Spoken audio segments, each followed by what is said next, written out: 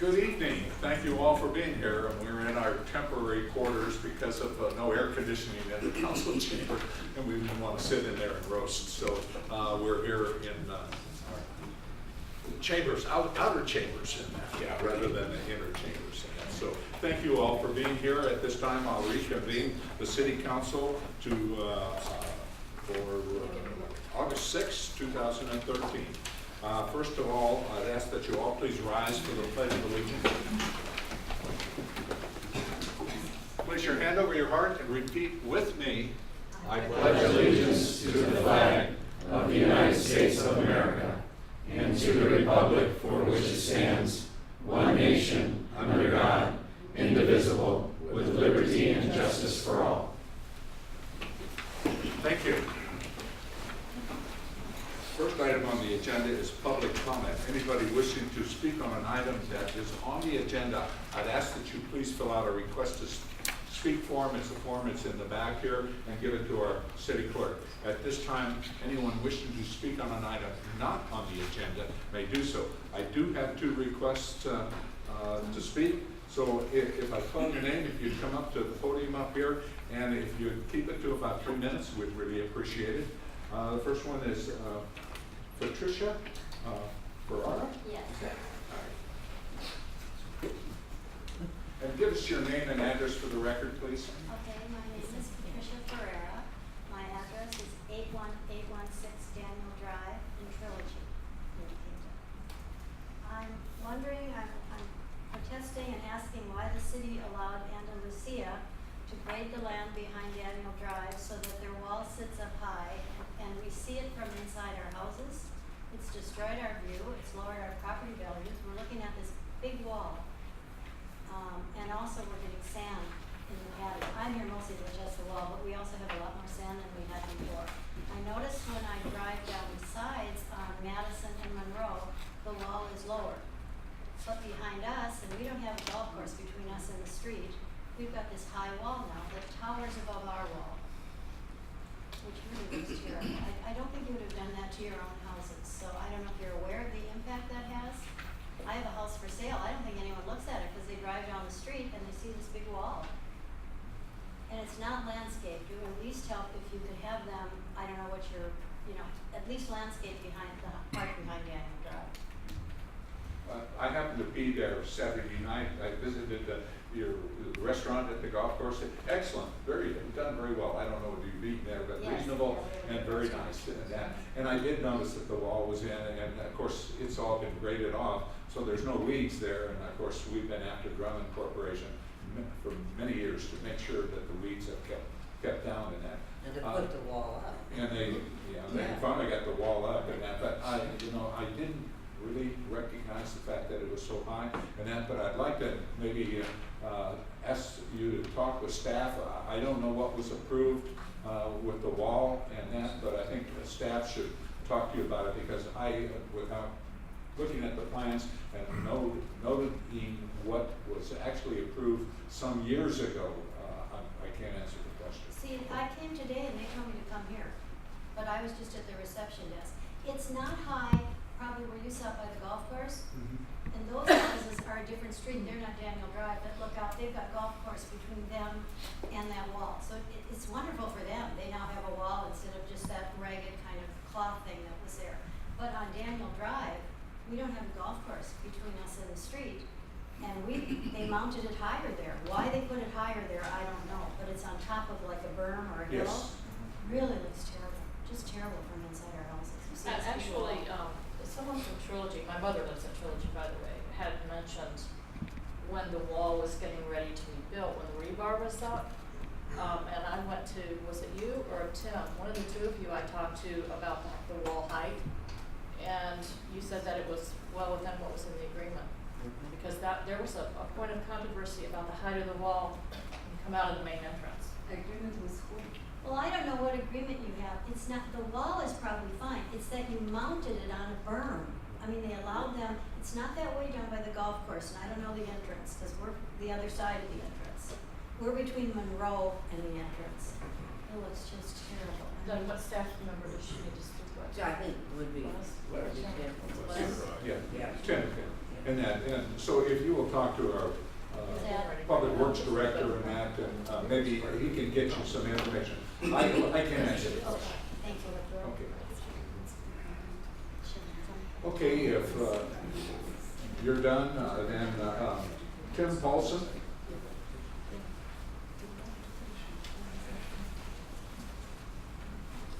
Okay, well, I agree with everything she said. That's the You ought to be, biggest problem. you ought to go with them and. Yeah, but a couple of things. You wanna- I'm sure they'll take You care want of to our get your missing. please. Okay. I'm his wife, and I want to add something, if I may. I would like to know what city can help us to have this plant and Landscaping. landscape. We brought once a video with sand going from inside, and we have to clean our backyard all the time because of that. So there's a lot of problems, and I just wonder how city can help us to get it better. Well, they're required by law to landscape that, and it's all been approved down the road. I don't know what their position is now about finishing it up with the landscaping. We're gonna have to talk to our Public Works Director and that to see Okay. what kind of timetable that we have with the Drummond Corporation to do this. So- Okay, would you also be responsible or not responsible for the, from where the curb will be to where the lane is? Because there's a whole stretch of one whole lane with the dirt that is public land. I'm sure it's not in it, we'll see it's city. Well, yeah, It's- but it's required by the developer, in most cases, I'm assuming so, that he is required to finish up the street, meaning the curb, gutter, any sidewalks that happen to go in there and the landscaping. That's in right-of-way land, which maybe belong to the developer, but it's under the jurisdiction and auspices of the city of La Quinta. But Tim is the one that's gonna have to bring you up to date. Okay. That's his job. Okay. Thank you so much. And hopefully he can answer your questions. Okay. All right, that was all. Anyone else have any things? Andy? Yes, sir, Mr. Mayor. Just briefly, before we move on to the sheriff's presentation, just want to take a quick moment of your time to introduce to you your new liaison, our new sheriff's lieutenant assigned to the contract city of La Quinta, Lieutenant Dave Walton. Dave has big shoes to fill, as you know. He's a Lieutenant Matt- good guy. Well, he is. Lieutenant Matt Jimenez did a great job for the last couple of years here in La Quinta. I'm sure you'll miss him, we'll all miss him, but Lieutenant Jimenez was assigned to court services recently, so he's still out here in the valley, and will do an excellent job over there, I'm sure. Lieutenant Walton is a longtime Coachella Valley resident. He served as a sheriff sergeant here at the old Indio Sheriff Station and now at the Thermal Station before he was promoted to lieutenant. He was a traffic sergeant here in La Quinta. He's very familiar with the ins and outs in La Quinta, very familiar with the contract here in La Quinta. He's excited to enter into this new assignment, and I'm sure as you'll get to know him, you'll appreciate his hard work and dedication. So just want to take a minute to introduce Lieutenant Walton. Well, thank you. Thank you. So Frank, you'll get us his cell phone. I like text, by the way. Yes. Thank you, Mr. Mayor. Anyone else? All right, seeing none, we'll move on to confirmation of agenda. Are there any changes, additions, or deletions by staff? We'd like to make one change. We'd like to move the city attorney's report up before we take the consent calendar. Okay. All right, and council members? Yes, okay, Mr. Mayor, on consent item number 14, if we could make that business item number 3.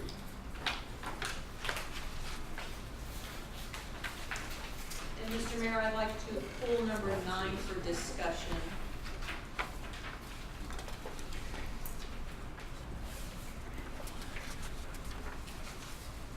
So you're gonna put it on the business item?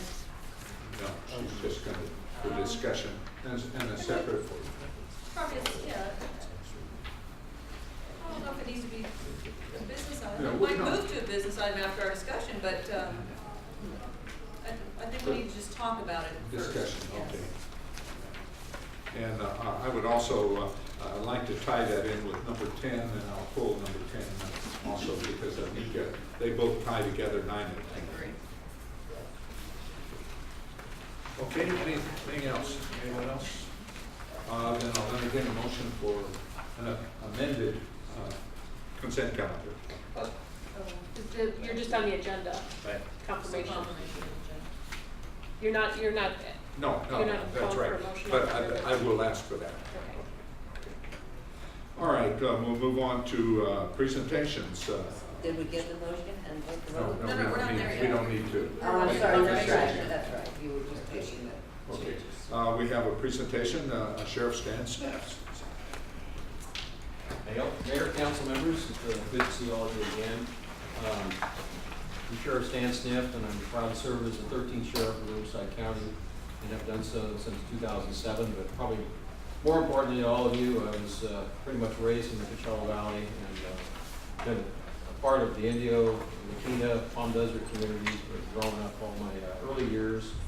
And then, as many of you probably remember, I initially served on the city of Coachella had its own police department.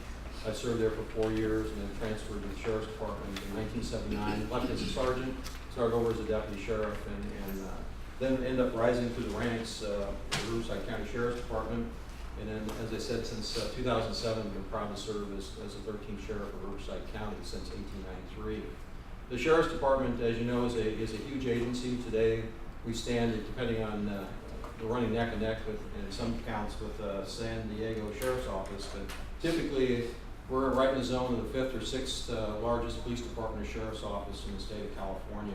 And that'll come back to some of the points we talk about, the economy of scale and cost effectiveness. But the department has grown mightily, and as you watch the newspaper media with the debates on the unincorporated area patrol now being directed by the Board of Supervisors to go back up to a higher level, which I think when they made the cuts originally, they quickly found out that they had made a mistake. And to the board's credit, 5-0, they are on a mandate now of increasing that, and that supports all the communities in Riverside County, all 28 cities, to really good stead. And then the other issue, of course, the burning issue of expanding jails. So in those two areas alone, the Sheriff's Department is on another huge growth surge. We're on a massive hiring cycle, and we're hiring young men and women now in great droves. Unfortunately, more people want the jobs that can actually qualify, and we're deputy sheriffs less than 1%. It is that hard to end up being a peace officer in the state of California. Even though we're under a lot of push to end up hiring, we're not going to fill those positions or billets with anybody that just comes along. They're going to have to meet the high standards of the department.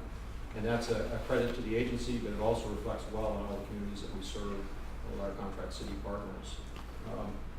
Most of my time out in the Coachella Valley, I spent working in Lakina and Indian Wells and Palm Desert Rancho Mirage, and as a deputy sheriff, and then as a sergeant, and then as I was promoted lieutenant, I actually got reassigned all over the county.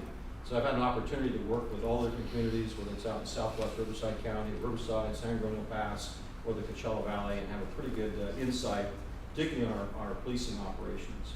And the purpose of our presentation, and we're making it available, and actually over the last year we've seen a lot of turnover on city councils, but even more critically, the institutional knowledge that the city managers have had for many, many years on how the contract rates and so on with the sheriff's office are set up and operated, and what they mean has kind of been lost. A lot of that institutional knowledge is drained out as the counties continue to explode in growth, and we've had a lot of turnover. So last year we've made a determined effort. We don't push that on everybody, but we do appreciate the opportunity that you've given us to talk a little bit about those issues and kind of outline for you. And I'll paint the picture for you this way. The Sheriff's Department, long before I was even sheriff, has had a long-standing relationship of having contract partner meetings, and we do that 3 or 4 times a year. And typically, some city managers will go, but typically it's other staff. And again, with the cutbacks in many of the cities, some of that institutional knowledge, even at the lower level, is gone. And rarely have we had electives. And one of the reasons that we brought this about was there's been a lot of issues that come up from time to time, not just now, but actually historically in the nearly 40 years I've been in law enforcement, some of these issues bubble back up. Same thing, discussions about JPAs and pros and cons and all that. So what we want to do is give you a thumbnail overview of how that works. I'd like to start a little bit with the missions of the Sheriff's Department because that gives you a context for how we determine the rate, broad brush, for U.S. policymakers. The Sheriff's Department in California has 3 legal mandates, very much different from a police department. We have three legal mandates. One of them is respond to crimes in the unincorporated area. In fact, the arcane language is respond to breaches of peace. It doesn't say anything about proactive. And simply the Board of Supervisors actually gets to set with spending authority what the staffing levels. And those are folks who live on mountaintops, out in remote desert areas, sometimes on the edge of built-up areas and urbanized communities that are incorporated. But they live, frankly, everywhere. And some with no street names, some of them with no house numbers, no lights and dirt roads, and not even in our GPS systems. But that's our responsibility. And we pretty much run in tandem with the California Highway Patrol, which has proponency for accident investigation and traffic in the unincorporated areas. What changes a little bit is with our contract partners. And today, 17 of the 28 cities that make up Riverside County basically outsource police services, and we've become their police department as contract partners with them. And it's been a long history all the way back to the 1960s. The city of Norco was the very first contract community that worked with the Sheriff's Department, and they've been firm partners ever since. The Sheriff's Department now today, when I first joined in 1979, about 25% of the patrol staffing in the Riverside County Sheriff's Department was dedicated toward doing city policing, traffic, criminal, enforce local ordinances. Today, and 75% were what we called at that time the county deputy sheriffs, who basically responded to calls all over the unincorporated area. Today, that's reversed. The entire sheriff's department has been transformed mightily from about the 1980s on with all the growth. And now 75% of our entire patrol force does modern city policing just like any other agency. The only major difference is that the Riverside County Sheriff's Department, just in the one division that deals with patrol, is bigger than all 11 city police departments in this county if you stack them end on end. You threw in the 3 campus police departments and threw in all the highway patrol stations in this county. The Riverside County Sheriff's Department, just in its patrol operations, not jails, not courts, not coroner operations, dwarfs all those put together. So it's a massive footprint, and why that's important to you is it gives a huge economy of scale. It literally is like a giant JPA made up of 17 cities and the unincorporated area. And you'll see as Will Taylor, who will follow me, walks you through, the rate is actually determined not on the entire sheriff's budget. And so when you see me in budget battles with the Board of Supervisors or the county executive office, that really has nothing to do with any of our contract cities. Out of my budget, this year the operating budget for the Sheriff's Department is $602 million. We'll be a little bit in red, but the board will make me whole before the end of the year, and it's just a sign of tight times. But about half the sheriff's budget is net county cost, and that's the real battleground. It deals with jails, unincorporated area, coroner's operation, and court security in those areas. The cities, you'll see, each, the department is prohibited under the government code, and you'll see that in the brief, from charging any type of profit, so there is no margin. My direct wholesale costs are the costs that are passed on.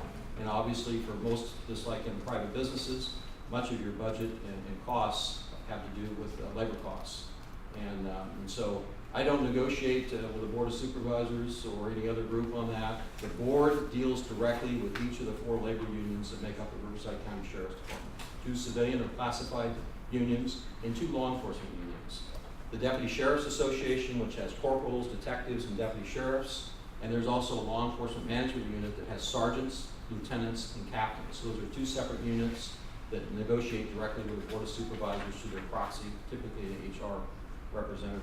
So I don't have to control those, but I am required by law not to give public funds, just like you are, and so I am charged by the board to give full cost recovery.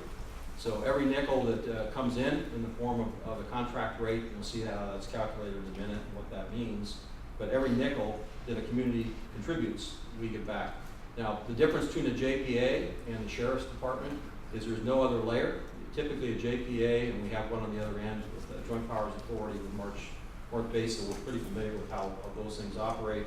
But typically 2 or 3 cities join together. It creates another layer of government that costs money. And instead of the city of La Quinta or another city, Indian Wells or Palm Desert or Rancho Mirage, going directly to the sheriff and saying, hey, we want this to happen in our city, they go to another governing body.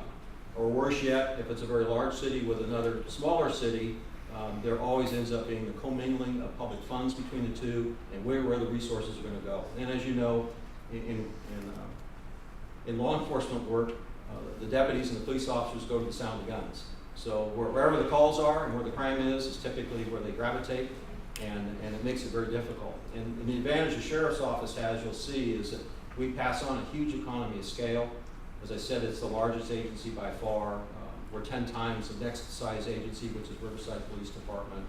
And that gives a huge economy of scale, not only patrol cars, but the acquisition of personnel. The other thing that's different from a police department that you ought to be aware of, and I think it'll be reiterated in the briefing, is that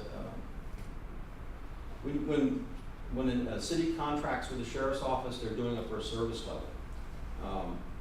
And I'm having discussions with already a couple other cities that are getting ready to ask for a cost from us because the police departments have either gotten too high liability for them or they've become too expensive for them operationally in their budget. It's expensive no matter what you do, but the small agencies that end up carrying their own liability with the cities are extremely expensive. As you know, even in an officer-involved shooting, and our agency is quite large, and so we have a large footprint, and we get involved in them quite a bit. It's a sign of the times, but it also comes as a nature of the beast, just like innocent third parties being hit or hurt in pursuits and other places where we end up using force in law enforcement. It's a very litigious society, but those are high liability items. Each one of those officer-involved shootings I usually tick in the back of my mind because sometimes it can be much higher, at least $1 million of liability. And so we get a fair amount in this county, not just in the Coachella Valley as the media has indicated on it. One of the things that we want to convey to you, because there's a lot of misunderstanding about subsidizing, the sheriff's department and the sheriff has a key role. And I cannot subsidize any city, although I've had discussions with some of the cities when they're fiscally pressed really hard. I cannot subsidize them. And no city subsidizes the county. And the ethical firewall, even though I will have board pressure from time to time, well, you need to charge this, you charge that, even though it's a baseline service that's available regardless of whether we had any contract partners or not. The sheriff's office is unique. The office of sheriff does not work with board of supervisors. It works for all of you. In fact, it works for all 2.3 million folks, whether they have their own police department, they're a contract partner, or the unincorporated area. The office of sheriff is a constitutional office in California. And frankly, other than controlling my budget, the board really has no say. They cannot dictate anything to the sheriff or the district attorney. And if you stop and think about that, that's a very good thing. And I say that because vis-a-vis some police departments have difficulty separating that out. And I put up a quote on the one whiteboard on local control versus local responsiveness, because they're really two different things. And you will hear often the issue of local control. And if you stop and think what that really is saying, it's a pro word for something that is not particularly pretty. And politics and law enforcement should not enter that at all. And in fact, we've had a number of challenges across the county, and we enforce the law, whether it's vehicle code or criminal law, equally in or out throughout all our communities. And that is a very good thing.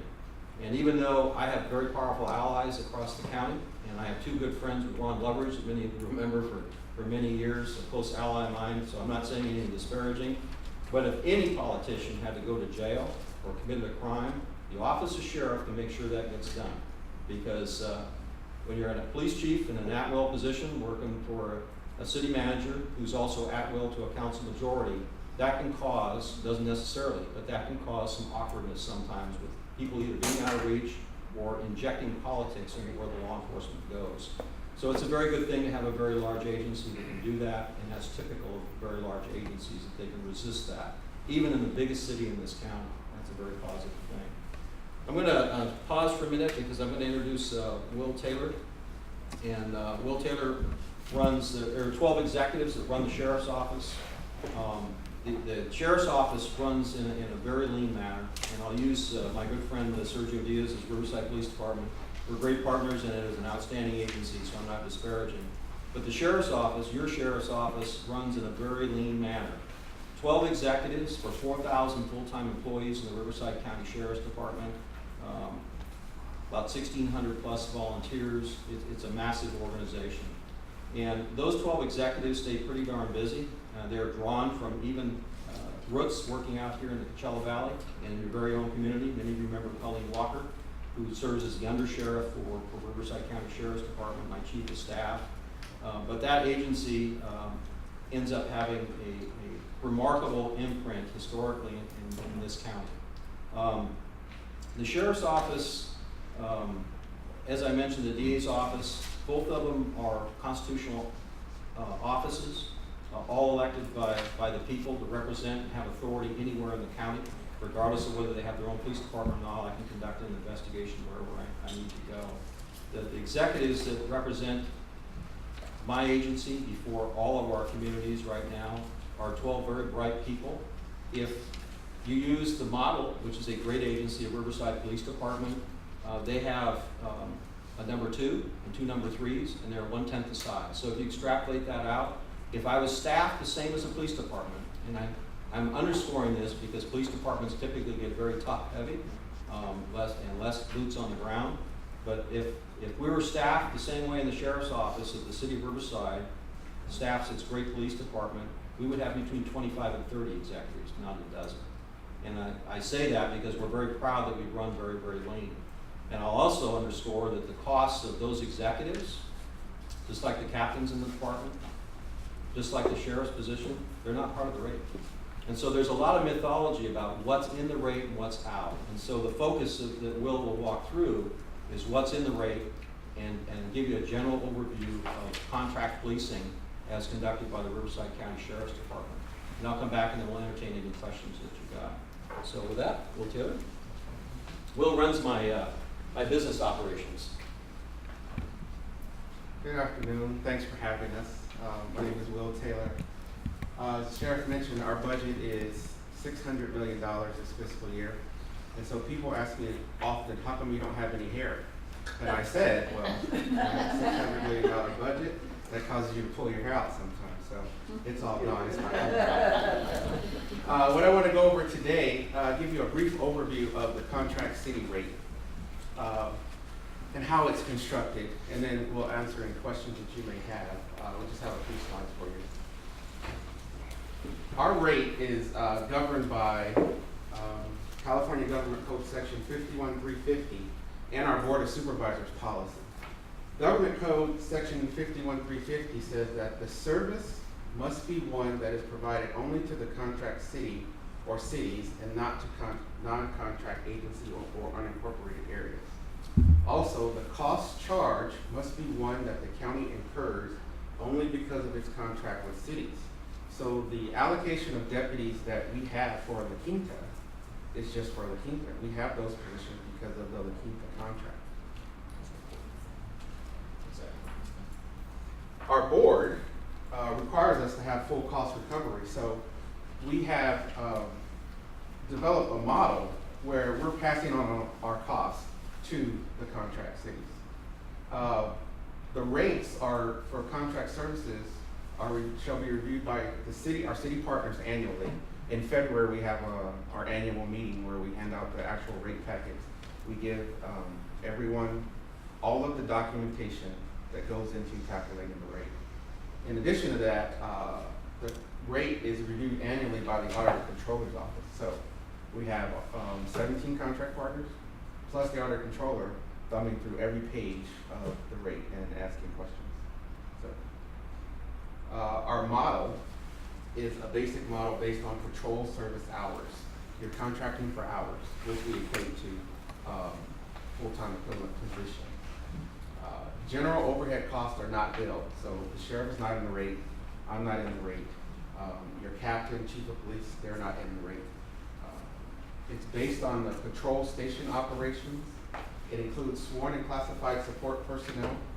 Now, the real key to remember with our contract rate and the way it is constructed is that the labor costs are calculated in the current fiscal year, but the services and supplies costs are calculated from the prior fiscal year. And the reason why we do that is because we want to have audited financial statements, and so we have a set rate for you for that fiscal year that we're in. If not, we could have something that would come up or post that could be material to the rate, and then we have to come back and recalculate the rate. So it's better to have the labor costs, which we know, in the current year, and supplies and services in the prior year. Another thing to be aware of, and this is a key point to remember, the Board of Supervisors, not the sheriff, negotiates with the unions. We get questions a lot of times from our contract city partners, people who are interested in contracting, about how are these salaries and benefits determined, and why hasn't the sheriff or the sheriff's department, why aren't you at the table?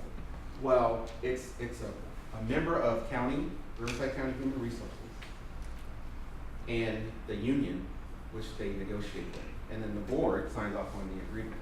We just get the bill, and it also impacts our county budget as well as the city budget. Hang on there. Just to underscore this, because this has been a bugaboo, even when I was a young guy growing up in the department. Every year, the rate is calculated mid-year, so hang with me here. In February, January, February, it's calculated for that current year you're already in. Now, he's indicated the class 2 expenses are from the prior year that have been audited. But the reason that's done is to capture the real, which are the lion's share of those rate costs, the labor costs, as accurate as you can in real time. It has to be a snapshot at any given time.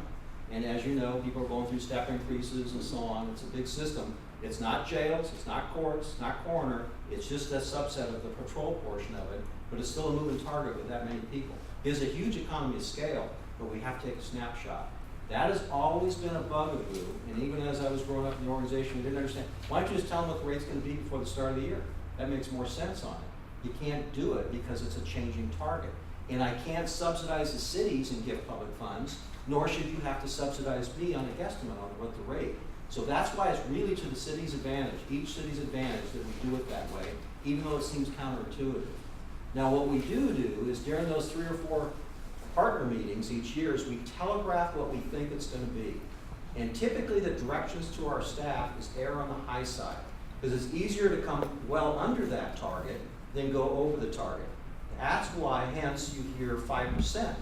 Typically, we've always told habitually 5%, but when you see the history, it's not necessarily 5%. In fact, about 15 years ago, when PERS gave a huge refund back to the county, the rate actually dropped from one year to that. Now, that doesn't happen very often, but my point to you is it captures real costs at that time. So typically, we go back and bill for the delta or difference from whether the fiscal year started on the old rate and what the new rate is on that. But that's why it's done that way. But that's always been an issue with almost any community, because it doesn't make sense. Just tell me what the darn rate is at the start of the year. It doesn't work to your advantage to do that, or for our advantage. Those real costs are critical. Council members, you have this slide in your packet. This is our contract rate, the current rate that we're in.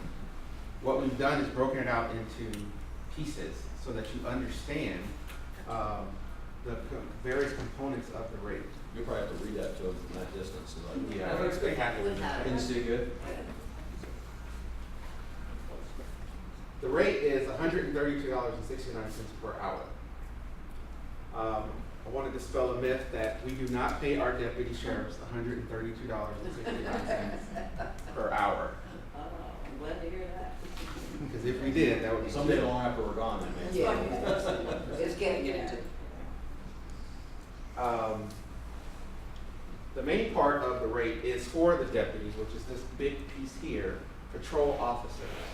That is $72.18 as it stands now. These are your boots on the ground. These are your deputies that you contract for. Of the $132.69, $72.18 is a large part of it relates to patrol officers. The other part is the members of the department that supervise the officers, which we call the sworn support personnel. We have their sergeants that provide the daily routine supervision for them. That is $33.56. With any type of police agency, you're going to have classified support personnel, your SSOs, your CSOs, civilians that help run the operation. That is $8.50 of the overall rate. And then, of course, you're gonna have the central dispatch cost, which is $10.30 of the rate. And then we have these other small components that make up the remainder of the 132.69, which we have here as other, which is, the biggest part of the other cost is the CalCap, which stands for the Countywide Cost Allocation Plan. That is things like the Auditor Controller's Office, the County Counsel's Office, County Executive Office. We have to bill a portion back to the cities. We have also field training, our Information Services Bureau, small part of admin, our technical services, IT department, personnel recruiting, accounting and finance, the training center, and the contracts and grants unit, which administers the bills and things like that. Now, pausing there for a second, I don't mean to step on you, but this is another issue that is difficult to grasp sometimes. When you, and I mentioned it before, you contract, any of the communities contract for service hours, which means if the person's broken, if you had your own PD and that person was broken, they'd be sitting home on your nickel. In my case, because I contract, the department contracts with service hours, if it's broken, I have to replace it. I have to have it. Because you're paying for a pure service level. So it's a really very pure form of outsourcing. I deal with all the department deals with all the headaches that typically a city manager deals on litigation, because we indemnify you on the actions of those officers, issues of promotion, disciplinary issues, all the other headaches, which is driving already a couple of other cities to just give up on the city manager end of it, just want to end up passing the whole thing on, those headaches to the sheriff. But think about it in terms of this. It's not just the deputy sheriffs that you're buying a vertical slice of that's part of that rate. You're buying the systemic costs, just like any police department has, on what it keep that deputy sheriff on the street in the patrol car.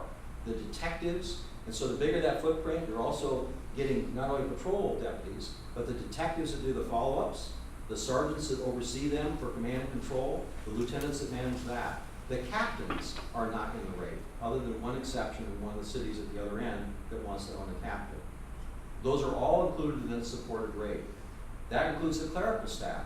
Everything it takes for that piece of the larger set of shoulders, the vertical slice that keeps that deputy sheriff in that patrol car, that's what that rate entails. That's why it's $132 an hour. It has nothing to do with what the deputies are being paid for, because actually you have detectives and sergeants. And the bigger that footprint is, something the size of Moreno Valley, that is an enormous amount of people. And that's all part of the Keeton Police Department, including those dispatchers that have to dispatch the calls and the rest of those pieces that he's indicated. But the lion's share you see are the direct worker bees that are either doing the work, following up on the work, or overseeing the work. And then we also have in your packet the rate as approved based on the percentage. Benefits of contract law enforcement. As far as the budget goes, contract cities are separate from NCC. Contract cities, it's our responsibility to deliver the level of service that you contract for. Our budget battles have been with the board on the net county cost side, as the sheriff mentioned earlier. You get a huge economy of scale in working with the sheriff department. The costs are spread over wide shoulders. Now, how wide are shoulders? The JPA, that I use that as an analogy, that we're a version, a portion of, and that JPA is different because there's no overlap. When any of our communities in that JPA model want to have a change in it, go up or down, or a different targeting direction, they just deal directly with us. And we firewall off. Lakina's business is none of Indian Wells' business, is none of Palm Desert's business, is none of Rancho Mirage's business. And that's the advantage on doing that, because you don't have to go to another level on that. You deal directly with us, and we firewall off that, so your costs, your money are expended in your community. And so, how I normally kind of explain the economy of scale is that when the board of supervisors, when they cut us back, that caused the number of positions that we had to go down. So it would cause the cost to go up. So if Don, Terry, and Linda and I were going to go in and buy a piece of property that cost $100,000, and then I decide to pull out, instead of $25,000 each, now you have to pay $33,000 because I pulled out and there's three of you to share the cost. So that's normally what happened to us when the county decided to shrink us, is our economy of scale became kind of hampered. Now we're moving back up. Yeah, now it's reversing, which actually works to every city's advantage, Mhm. because the county unincorporated area is gonna get much bigger. What do you mean, it's gonna get much bigger? I know, Because our staffing has now been directed by the board to go back up to one. Oh, you're not talking about the area. No, the area stays the The same. area stays- 7,300 square miles Yeah, well, across I the thought county. maybe Riverside was gonna No, annex no. some portion of People- Orange people County. grow. or get some cities back. Yeah, okay. Yeah, I hope that some of the cities don't unwind on that, because there's 4 of them on the other side, 2 of them which are critically damaged, that due to no fault of their own. And that's a sad story, and I'm still hopeful but that's by itself, Yoruba, when it became a city overnight, that was carved out of 95,000 folks. So about 6, 7 different communities that finally got incorporated, just to have the wind knocked out of their sails the last time, it's really unfair. Willimar's another one, hurt very badly. All 4 of us. Yeah, they are. Eastvale's hurting a little bit, Menifee's ambling along, but all 4 of those cities, the newest ones in California, were all in the western end of Riverside County. It's sad. Leadership, you get the sheriff's captain who serves as your police chief. You get experience in the criminal justice system. Communication, we have quarterly meetings with our contract partners.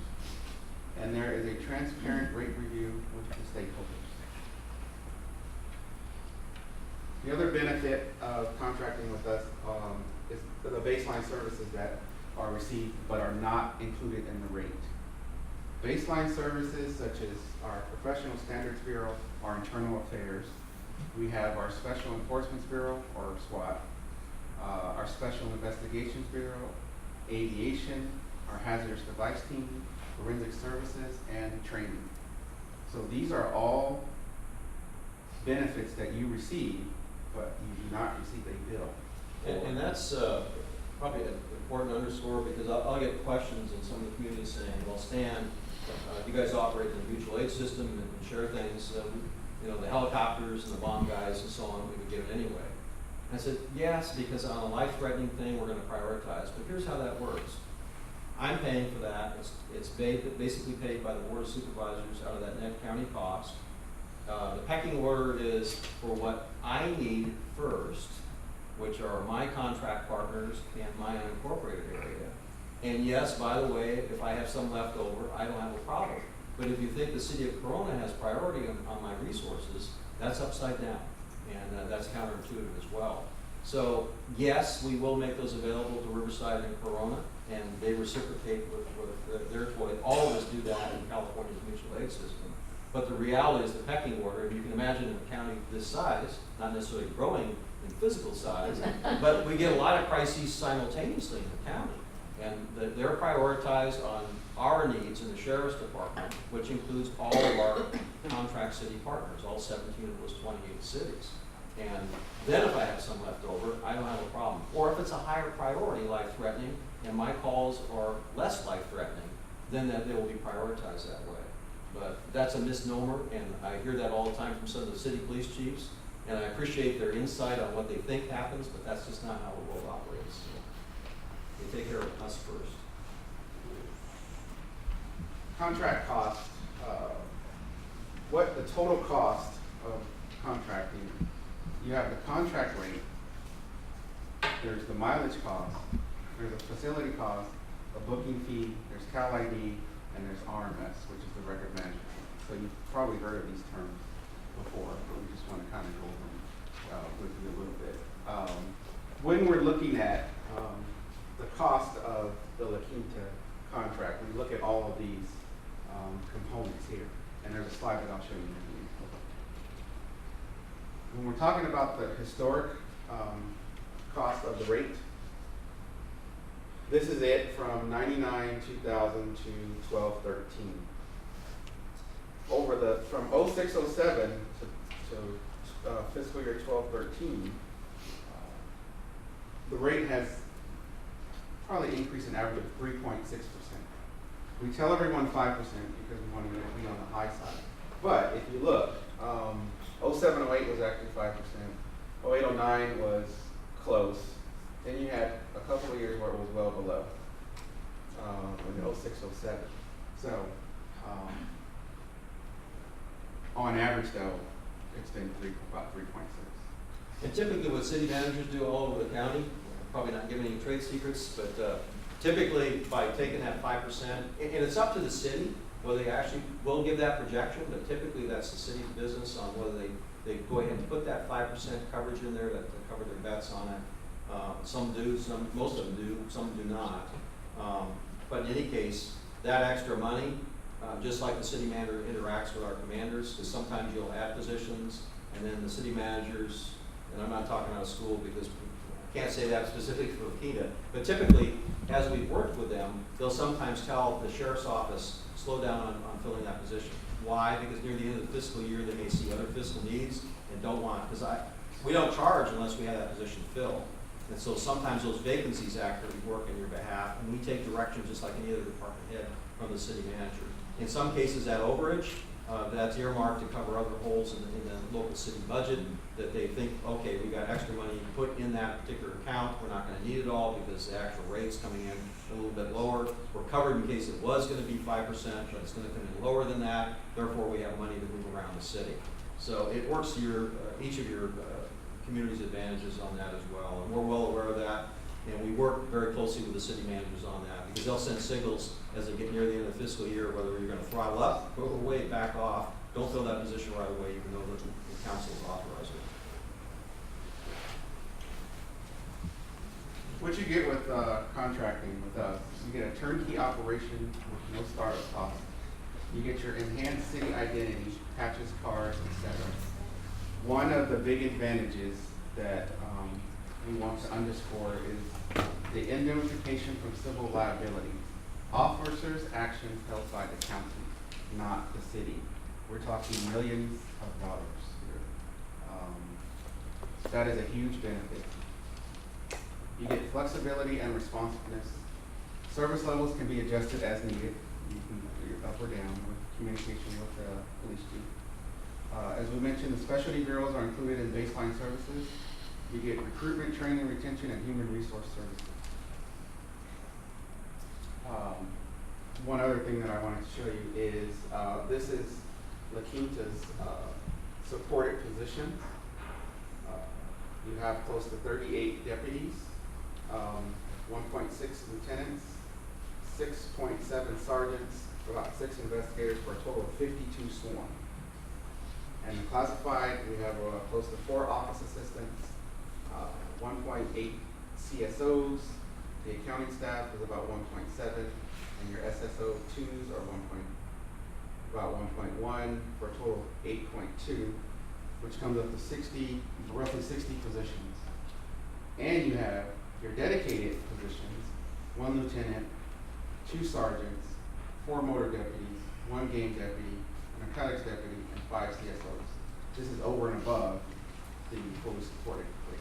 Every city that we have picks from a menu of these things that's fully supported, plus the plug-in dedicated ones. Those are the ones when they're on vacation, that's on your nickel. The supported ones, when the service level isn't met, I have to take it out of HIDE and make sure that I meet it. The dedicated ones are what each community tailors for their community. Sometimes they're extra sergeants, extra lieutenants, community service officers, whatever the mix. None of the 2 cities do it the same way, and there's that much flexibility built into that. And so those positions, when you hear going up or down, those are positions that you can either continue to add to or take away to adjust to meet whatever your budget target is for law enforcement. But that's what makes it eminently flexible. That's what it makes it unique for each of the communities that we end up serving. Supported positions, there is systemic costs at $132, and then the dedicated, and those are 2 different costs. They're kind of like systemic costs and outside the system costs that end up making it unique to that community. Now, this has been your history, is very small. When I mentioned before, you have personnel and training, mileage, facility costs, the booking fee, Cal ID, and RMS. And as of 12/13, total cost for the La Quinta contract is about $12.2 million. And then we have your facility cost of 203, close to 204,000. Of the thermal station, you're being charged for 25% of the thermal station. And plus, there's other areas that we include in the facility. Our central dispatch, part of our admin building, accounting and finance unit, ISB, personal recruitment, TSB2, and contracts. You're paying for a small sliver of those facilities. What was our percentage for the Indio station? The Indio station, it was probably, So it was a significant increase when they were moved. yeah. Well, it probably would be on that history, under the facility costs back in, the back couple of years and pick out. It looked like it jumped up about 40,000. Which is actually less than I thought it would. Actually, About 50, 60. actually, it was our tax dollars that built that station. Yes. And others. We have a copy of that, I'm sorry, we have a copy of that. We can get you that. In fact, that's just your unique history, you're getting, I'm sure, and we'll get you a copy. Now, with all the stuff that I went over today, the way I can simplify the rate is this. This is what's in the contract rate.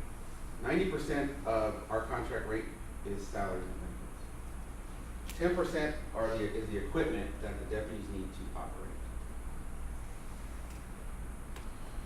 So the cost, salary and benefit is what drives the rate more than anything. And that's controlled by the board of supervisors. With And that, underscore, no captains, no sheriffs, no everything in between, that's not part of the rate. And that's unique because when you do have a separate police department, you end up having to worry about that. If you do have a JPA, you're gonna have another government entity that you're gonna have to ask, like a parent, another government on moving resources around. And that's a disadvantage. And that's why the advantage of the sheriff's office and the JPA model, unique to your community, actually is very powerful. It is very hard to make, I know you're a CPA and you deal with this, it's very hard to make the argument mathematically that a collection of 2 or 3 communities joining together, even if you get past the commingling of resources and funds, which is a major bugaboo with almost every community I've seen for the last 40 years. My money is being used out of my city and another city to subsidize their operations. But there is no way you can take 3 or 4 and say that it's as cost effective as 17 plus the unincorporated. That area represents 1.3 million out of 2.3 million. There's just no way the math works any more than mom and pop versus the Skechers or something of that size. It just doesn't work.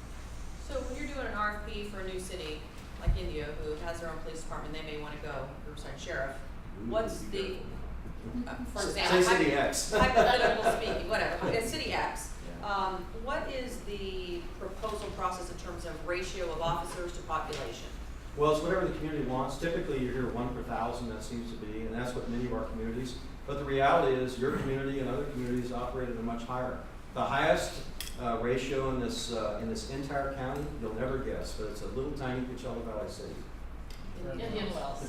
And you know why? Because their population base is only about 5,000. But they're almost, they're getting pretty close to 3 officers per 1,000. Other communities are running quite a bit lower. Moreno Valley is going through some tough fiscal times. They end up moving almost close to 30 officers out. I'm lucky right now because typically I'm bringing those people on and they're working in a department expecting a long-term thing. Because we're growing, I could redeploy them. If that was a Moreno Valley Police Department, all those officers would have been laid off. And the community of Moreno Valley would have paid for all their expertise and experience and training. And as it is now, they still pay for it, and other communities are going to reap the benefits of having those experienced officers redeployed out there. Tough one because they got some tough fiscal issues in front of them, but their ratios dropped down quite a bit. And other communities are hurting a little bit too. Most cities, and if you take Riverside Police Department as a good example, they have a very fine police department. They run about 1.3 per 1,000. Palm Springs is very well staffed here. They're almost 2 per 1,000. And not having much of a fiscal problem. But they're a very old city, with a good tax base there for a long time, and a very small population base, less than 50,000. So it all depends. But our recommendation is typically to stay as close, if not more, and you guys are more than that by far, is to stay at least at 1 per 1,000. And some of that depends on the crime trends in the community, the travel distances and so on, but 1 is a pretty good baseline to aim at and exceed if you can. Now, Can you end up stacking a deputy sheriff or police officer on every street corner? Absolutely. The reality is we'll provide as many as you want, as long as you're gonna pay for it, because it cannot be part of the net county cost or out of the county taxpayer dollars. But some cities throttle up. Every city does it a little bit different as far as how they tailor it and how many they want, what their target ratio. Temecula tries to stay pretty close with 1 per 1,000. They're pretty successful. And where are we right now? You're at 1.64, roughly. Is that with the new CSO? No, this is just That doesn't sworn. count. When we talk about these ratios, they have nothing to do with civilian positions. Right. This is from basically police chief on down to the deputy sheriff, only sworn. When they talk about sworn ratios for Riverside Police Department, that is from police chief down to police officer that carry guns and have arrest powers. So we've got. Does that conclude the presentation? Whatever questions. Well, okay, yeah, but I throw it out for questions. So. I have one, since we've got the sheriff here. We are all feeling AB 109 realignment. Oh, good. Give us something I'll positive. sit down now. Give us something, we've explained to you that's the release of prisoners, and we're responsible for them yet again, because Sacramento doesn't want to do that. Well, here, What's a good message? you want a good message, or do you want me to explain? You all understand any one of them? We- Probably more than one. Yeah. The latest drama that you're seeing is the battle on the governor's battle with the 3-judge panel. And I have, and several of the sheriffs have actually met toe-to-toe with Governor Brown. He's between a rock and a hard spot on this stuff, but the commitment he's made is even that last 9,500 inmates, because these are not the easy ones that they dealt with a couple of years ago. These are the harder hits, so to speak, that are going to be more endangering our cities and our communities across California. His commitment to us was that he would park those folks out of state, even if it cost him a lot of money, in other state prisons and in vacant spots out there. So I think that's how that's going to sort out. But to your point, AB 109 has not been, maybe 10 years it'll be a good thing, because we'll spend money here better, and we're ramping up all sorts of programs to attack recidivism. On one end of the scale, and the 6 other partners I work with on allocating millions of dollars that come back to state, not enough to cover what the increased cost to us are, is we're making good progress in this county, working on trying to break that cycle of recidivism, but we won't see benefits for a long time. In the short run, we've got, I mean, we just saw another example in San Bernardino where the guy slit somebody's throat and robbed and carjacked and then drove into a concrete pillar. And we're just seeing that pop up all over the county. And there are a number of hot spots across the county that we target with local agencies regionally, because we're just seeing these folks running amok. The system is in the near term in dire straits. The biggest thing I'll press upon you, and all of you that have heard me talk, and you're going to continue to hear that, and the police chiefs are lockstep with me across the county, all the way to the Colorado River. But we've got to expand mightily our jail system. And clearly the Board of Supervisors is moving that direction. They're just like you, they've got scarce resources, but they've got to prioritize that. There's not enough money to cover all the holes. But the quality of life in every one of our communities is absolutely dependent.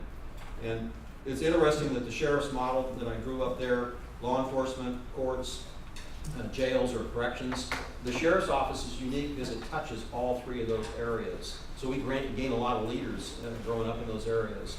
But the sheriff's department is legally responsible for owning and operating and maintaining a county jail system. That is the very front end of the criminal justice system. That's where everybody's booked. It's a very busy jail system that books in this county about 60,000 adults. The realities that we have in your community and across Riverside County is we could use another 4,000 beds yesterday. We're about 50% of where we should be. So because we're under a federal corridor like many other local county jail systems here in California, particularly Southern California, we're hemorrhaging real early releases because I'm under a federal court order. If you get one in, there's no room, kick one out. It's your choice who you kick out. Well, if you think about that after a while, that forced choice gets harder and harder. And the reality is our jail with 4,000 beds is filled up, 1/4 of it is filled up with people that have been sentenced now, that used to go to state prison, that are sentenced to sometimes 10 and more years here on our taxpayer dollars. So the jail is lacking oxygen as silt in that river is filling up day after day. And so the Indio expansion of the jail there located in Indio, we got a $100 million grant. That's going to help. But the downside of that is that's not going to be available for inmates. That money's in the pipeline, but 2017. and it's only 1,300 beds. So we're a little bit like chipping at the problem, not a dock at a tail, a piece at a time, instead of dealing with it. The sheriff's office is working on another $80 million grant this year. We'll know in January. We submit it near the end of the year. And that jail will expand the Larry Smith Correctional Facility again. Again, I'll have to hire bodies for that, which is going to drive up, not rate costs, but drive up my budget costs.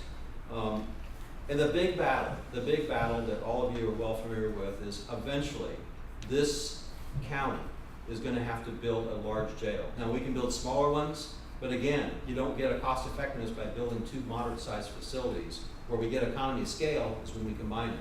The only way I can support that with a workforce, moving them around, recruiting from, is in the middle of the county, somewhere in the San Antonio Pass. The sheriff's office doesn't have a dog in the hunt. That's above my pay grade on whether it's going to be Whitewater or one of the others, so that battle can go ahead and join itself.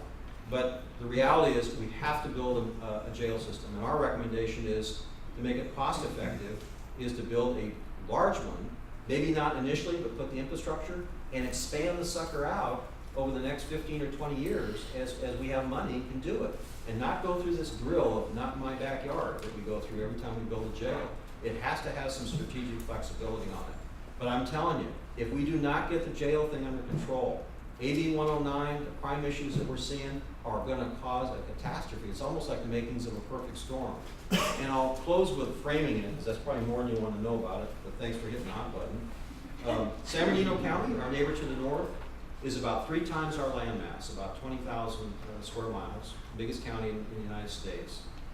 Ours is the 4th largest in California. What's sad is San Bernardino County is smaller in population than Riverside. We eclipsed them a few years ago.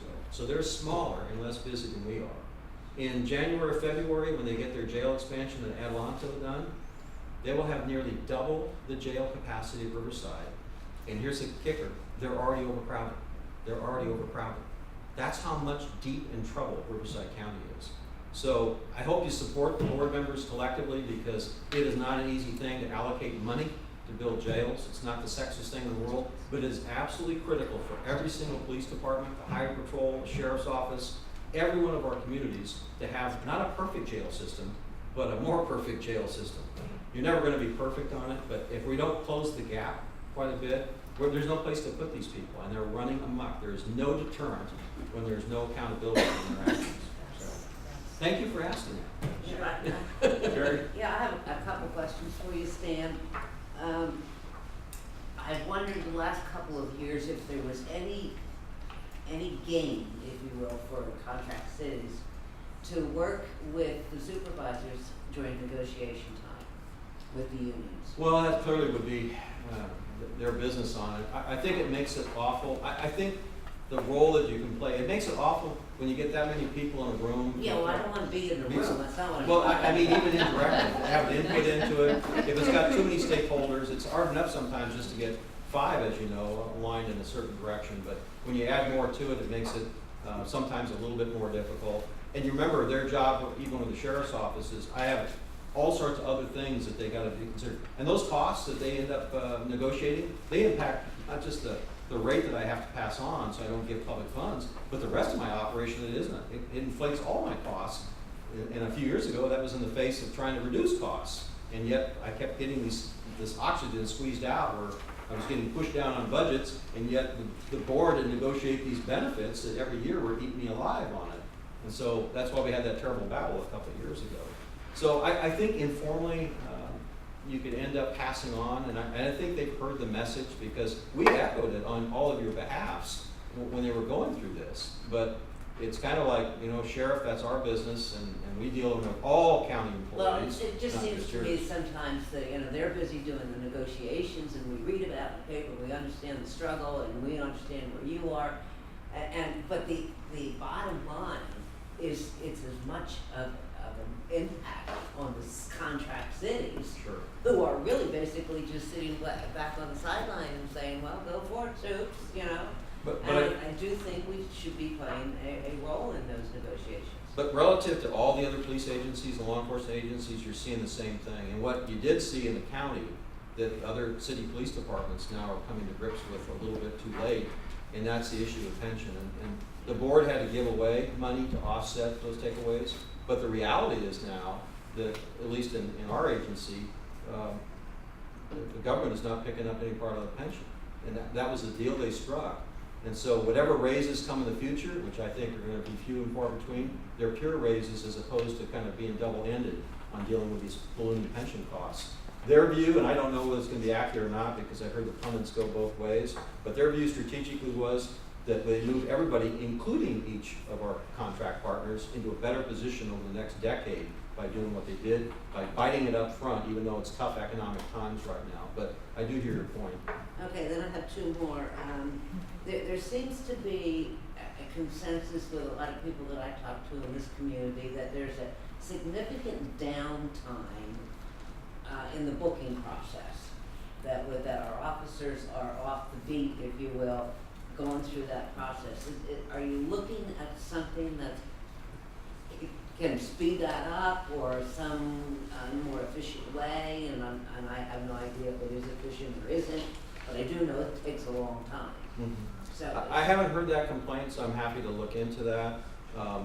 Typically, your community is no different than many of them that have community service officers. They do the transport for precisely those reasons. which is one of the reasons why I think we looked at adding one Yes. this year, because that. And they can do other things, Yeah. traffic control and some other things with certain types of, most crimes they can't end up going and dealing with, but many of them they can. And so they offset the very expensive officers Yeah. to deal that. And the reality is, even for places like Palm Springs, when they shut down their local booking, because they used to use civilians basically running their little 20 or 21 person jail. It wasn't a real county jail, but they would hold them for detoxification, or if they needed to, they'd get rid of them as quick as they put it in the county jail system. But the police officers never had to travel outside the city to do it. Well, when they did that a couple of years ago, they have long transport issues too. So does in the Coachella Valley, Needle City and Desert Hot Springs, either go to Banning or they go out to Indio, both of which have long travel distances, much larger than yours. So I'm happy to go back and look at that. That's the first time I've heard the complaint. I don't, other than when they get periodic lockdowns in the jail, when we get an issue on that. I think the biggest thing that's gonna help is when that jail goes, it's a roughly 350 beds now, and it will be about 1,500 beds when they're done. They'll have to tear the whole thing down Yeah. and rebuild it from scratch because the infrastructure doesn't support just adding it on like a Frankenstein. They've got to really build it from design out. And it'll be a good facility, and that may help because it'll be a little bit more effective, I think, time-wise on that. But I'm happy to look into it. And then my third issue would be commenting on the mega jail, if you will, which I've always been 100% supporter of. And as far as the location, whether it moves a mile one way or the other, or 2 miles one way or the other, it was amazing to me that the growth of the prison or jail in the city of Indio doesn't seem to be going to impact the tourism industry in the east end of the valley. So I'm not sure why the west end would be impacted. And I think that argument is gonna have to probably surface again, and we're gonna have to get real serious about it.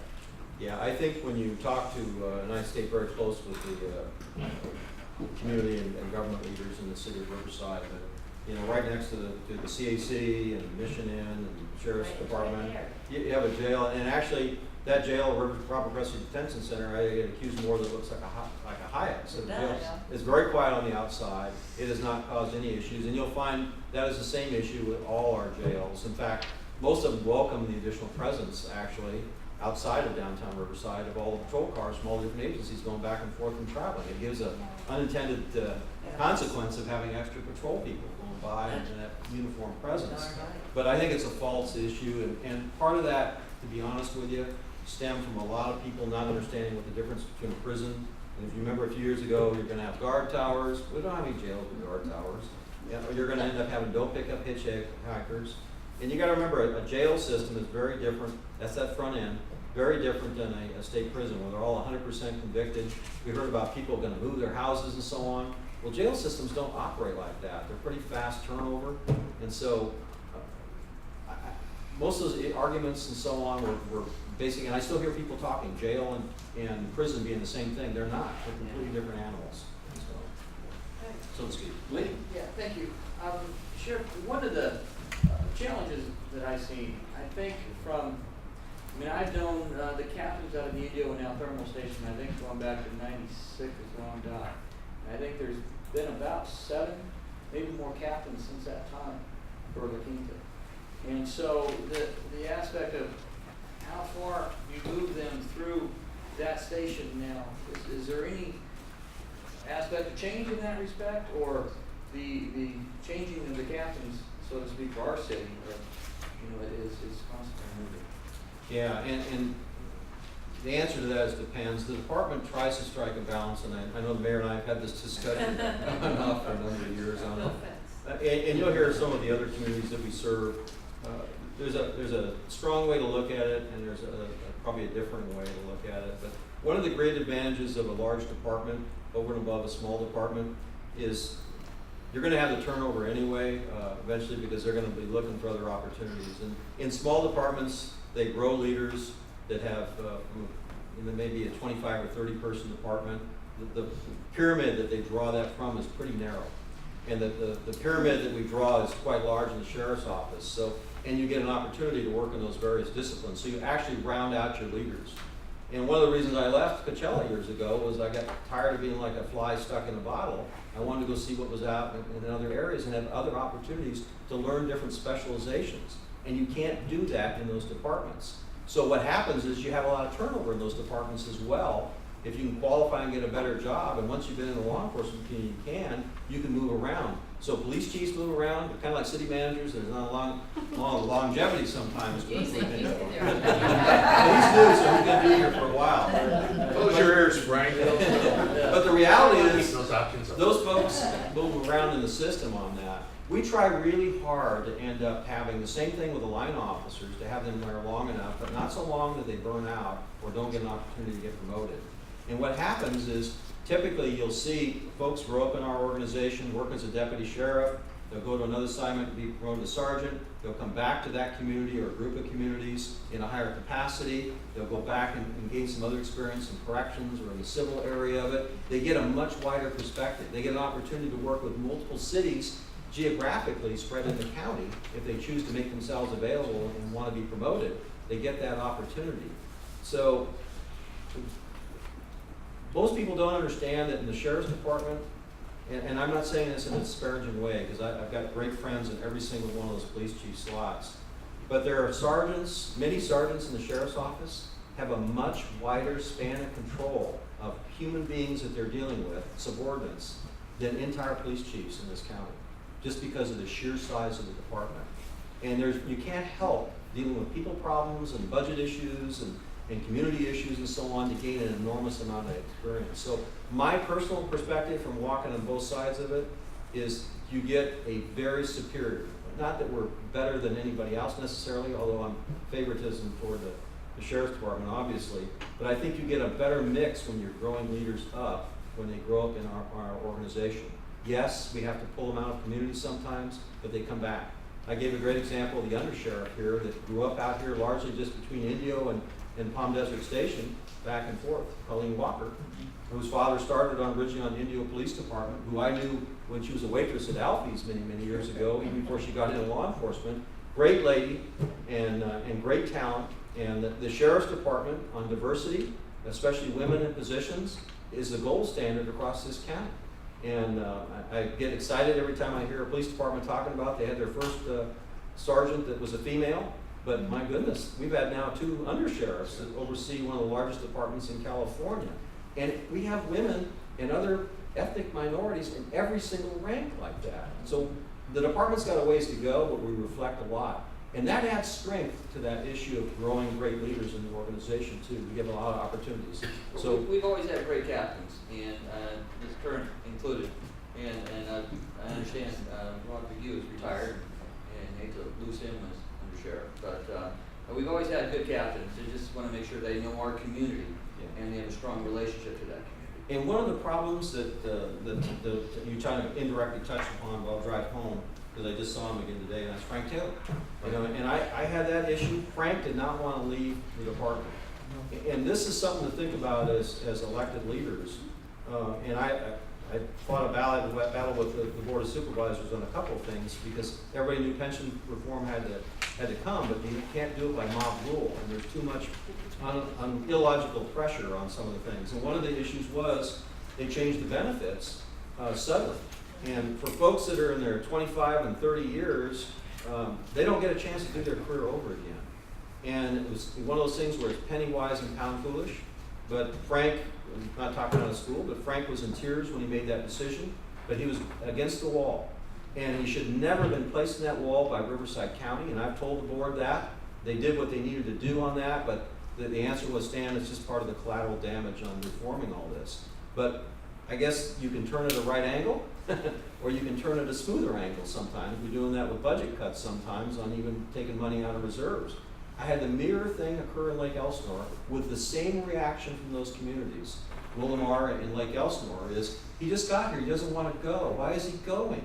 Well, he had to go. And here's the problem that both those captains faced uniquely to them.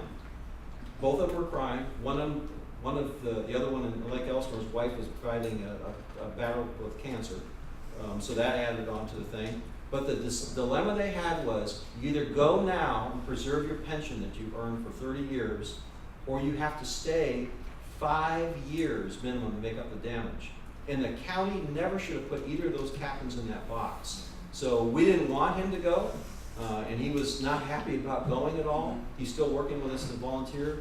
But sometimes we have unintended consequences in government when we do things. Those were bad calls that those two guys should have never been stuck into. But they're very symbolic of some of the chaos that's occurred on these things. So, I have a quick one that's gonna be relevant as we move on, and that's about school resource officers, and how many of your contract cities utilize them? What's typically the mix? And/or do the schools work directly with you on some occasions? well, and some of the school districts actually contract with us separately, and some of them in some of the communities are paid for by the city. Right, like So it's that. kind of a mix, and I don't remember what the exact mix of SROs is. Probably about 10 or 10 or 12 that are paid for by the city or by the schools? 12. No, altogether. There's 10 or 12 total SROs within Riverside County, The sheriff's department. in the sheriff's Not- department. not the county. 10 or 12. Total, so we have 3 of the 10 or 12 at this point. Well, That there's, can't be right. No. just to answer your question, even in the Coachella Valley, there's different mixes of contracting with the school district or the school district directly with the sheriff's department or the police department, and or the cities picking up some of the tab. So it does vary even in the Coachella Valley. We're going to discuss a little bit of this I'm just trying to under get a the feel for consent what everybody else calendar. is doing. Yeah. Well, and I don't know what the item is on it, but I'm one of those that talks a lot about it. Yeah, We can it's, get that to break out. it's not your responsibility. Yeah. You can stay, maybe we'll have Christine? I like it. Yeah. In the interest of time, I'm not gonna, I've had a couple questions, but they're not really, we don't need to cover them right now, but this was a very enlightening presentation for me. I had no idea exactly how all this worked, and I'm with Terry. I don't want to be part of the union negotiations, but boy, they certainly have us by the, Yeah. whatever. It's the impact. sometimes, yeah. So, but I do appreciate your presentation, very good, and it's stuff we needed to know, for sure. And if there's any follow-up questions, including the city manager, you've got my card and email, so Right. thank you. Stan, again, thank you very much for the presentation.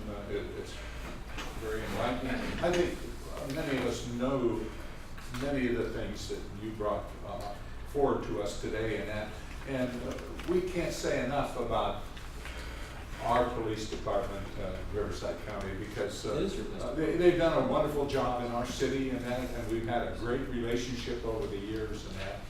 And we appreciate everything that has been done and the communications, and we've had wonderful officers and that, and just, we can't say enough good things about it. The one thing that, of course, in your presentation, what you've done is you've explained the sheriff's position and your side of the story. I'm concerned about our side of the story, and that's the finances of the thing. Every year in our pie chart, the sheriff's department, the police protection keeps going up and up and up. Where does it end when we don't have the funding. We've gone through 4 or 5 years of a recession that's been very difficult. We've had to lay people off, we put people on early retirements and things like that. The only department throughout the whole city that we deal with is the sheriff's department, and they're the only ones that's getting raises. And we're hurting our own people. We haven't been able to give our staff a merit increase in years. And that's wrong. And we need to do something. And our only alternative, as we look at it now, because if we went out to our citizens and said, we want a tax to be able to pay for our police department, they're gonna turn it down. They don't want any taxes. And my problem is, I'm looking at the only way to meet our budget and do this is the reduction of our police officers. And I don't wanna do that.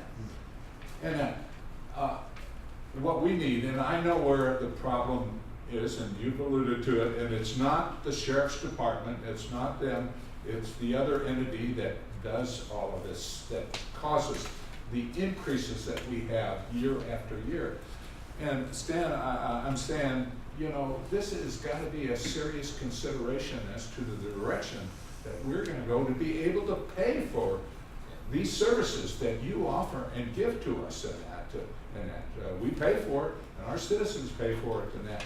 But somewhere along the line, you know, there's got to be a line drawn and said, you know, enough. We just can't afford it, because we can't keep reducing our costs and the things that are needed. And of course, with what our illustrious governor did to us with redevelopment agencies, this even hurts us and compounds us even more.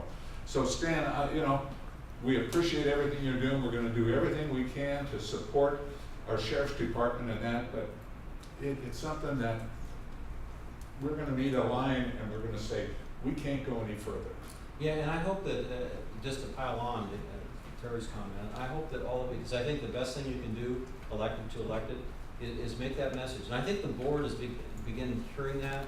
And I can't speak for them, because they make their own decisions strategically. And the reality is those costs don't just impact our community, they impact the rest of my department and the rest of the county.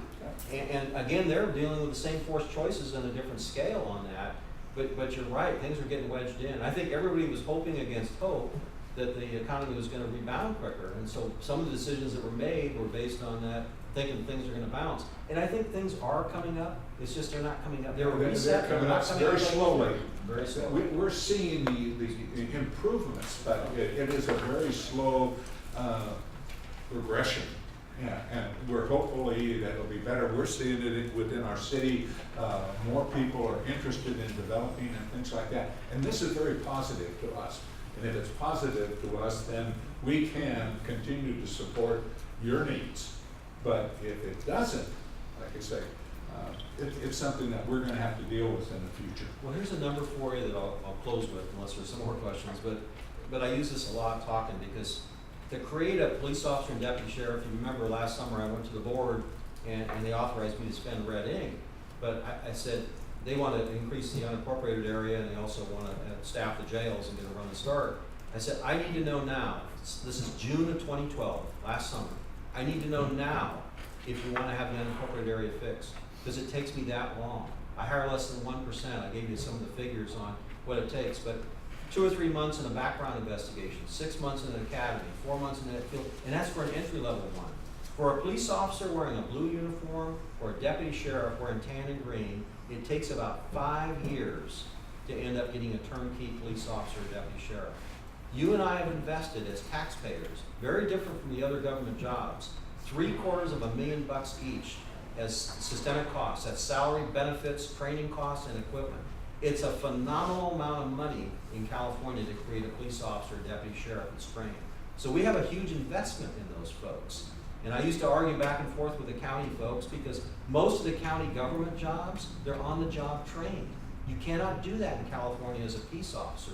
So when those young kids go to work for us and the benefits change, and that's something all of us have to think about, worry about, they pick up their suitcase and go, because they come to us usually single, they get married, have mortgage payments and stuff, kids are going to put through school, and they'll go to where the benefits are. And that's been the problem in California for a long time, when housing costs exploded and communities wanted their police officers to live there, and yet it was so expensive.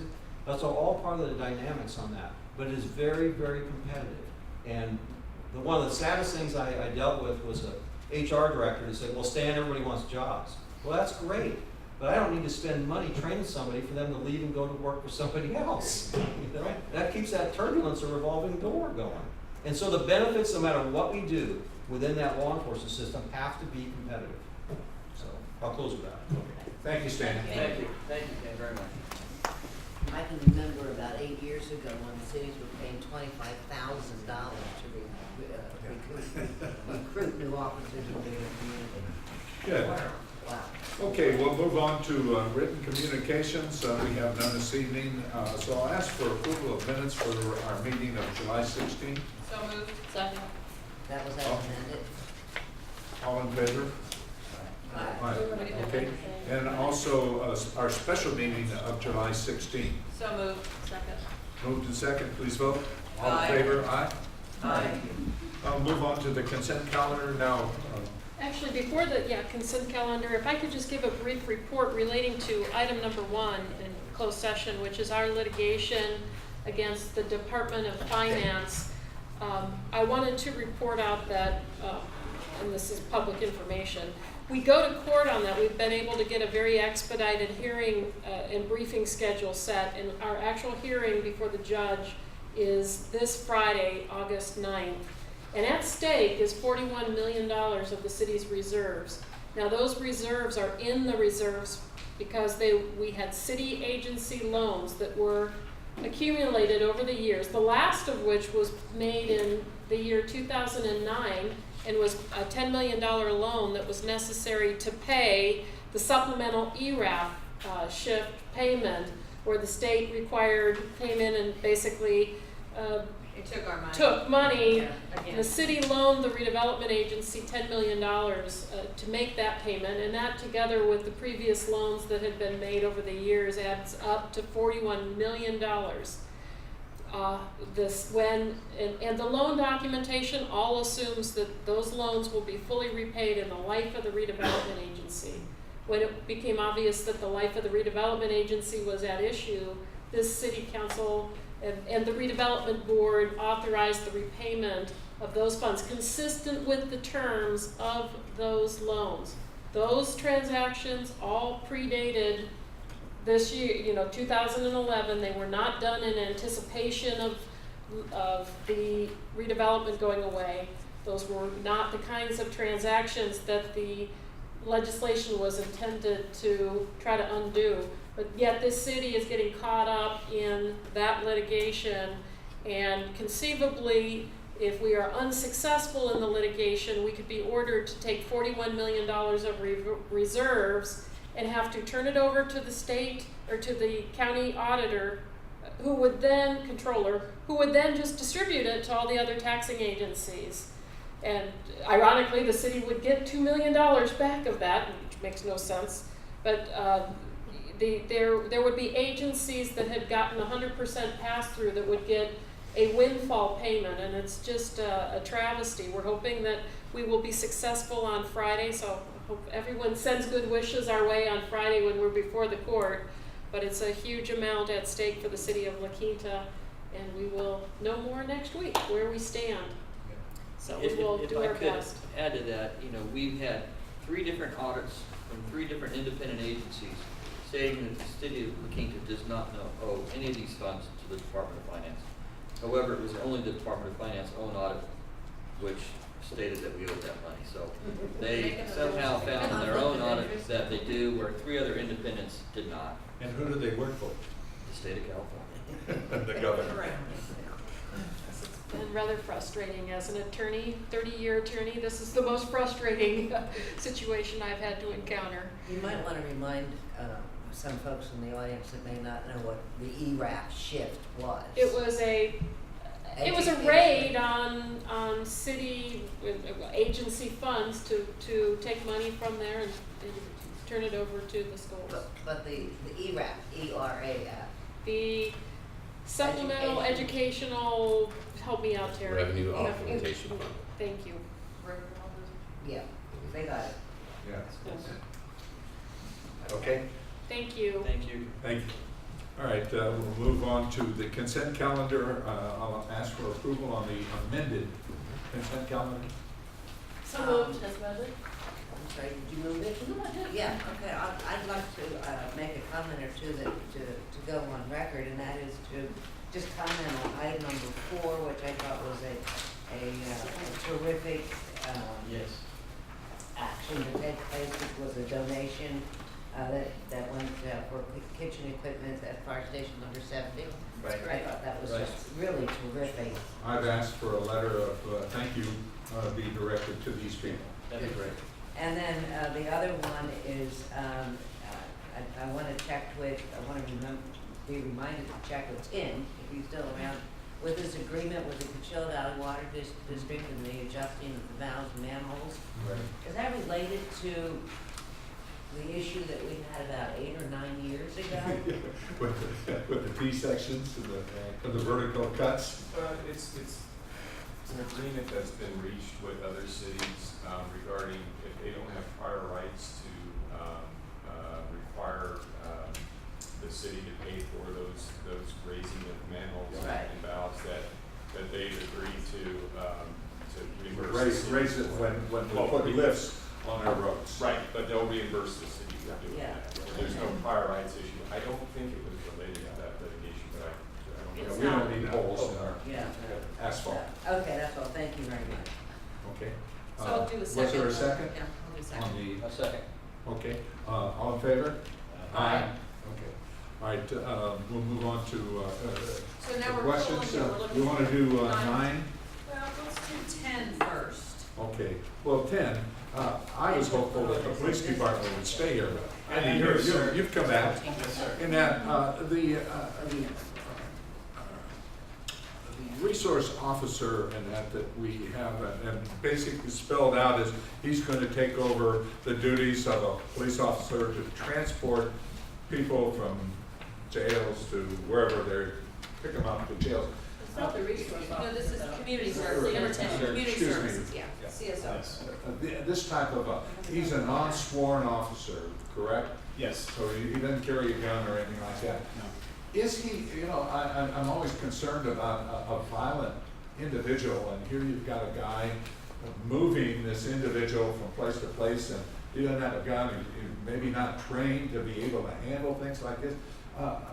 Do we put a man in jeopardy by having somebody like this take over the responsibilities of a deputy sheriff to transport somebody? Man or women, actually, a lot of our Yeah. CSOs Okay. are ladies. We do provide them with basic self-defense training. They are trained in how to deal with prisoners should they become violent. The prisoners that they transport are typically non-violent prisoners. We have a policy that says if Okay, so we limited them as to who they take. Right. Okay. they're also shackled. They wear leg irons as well as either waist chain or handcuffs. And they're basically trained that if the prisoner starts acting up, they get on the radio and they call for a deputy sheriff. The deputies come and intervene.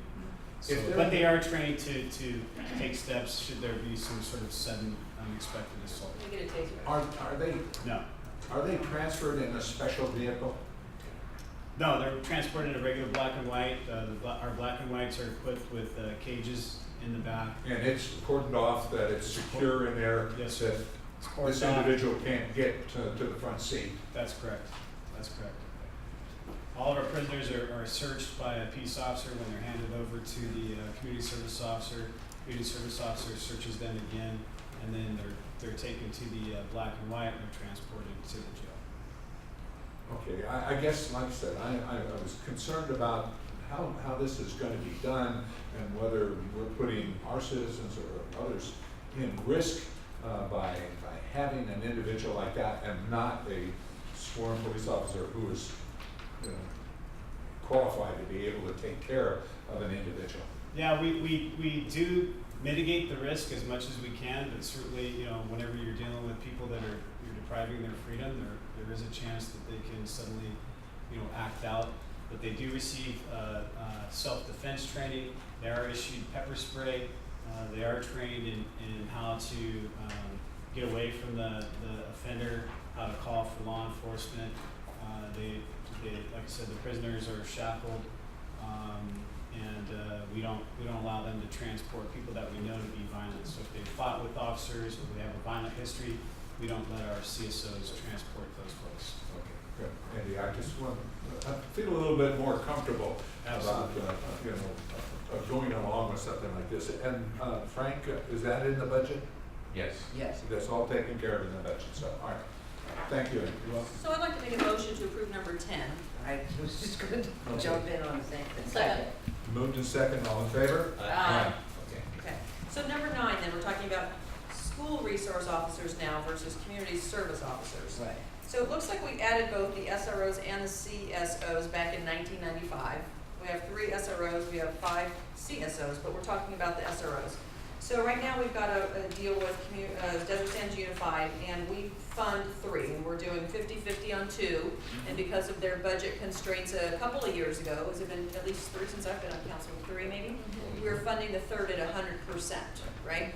And I know that we've recently approved a consulting agreement to further analyze, which I'm sure is part of the reason why Sheriff Sniff was here, our overall police services as a whole, and look at the understanding of the entire city services, public safety, since it's our priority.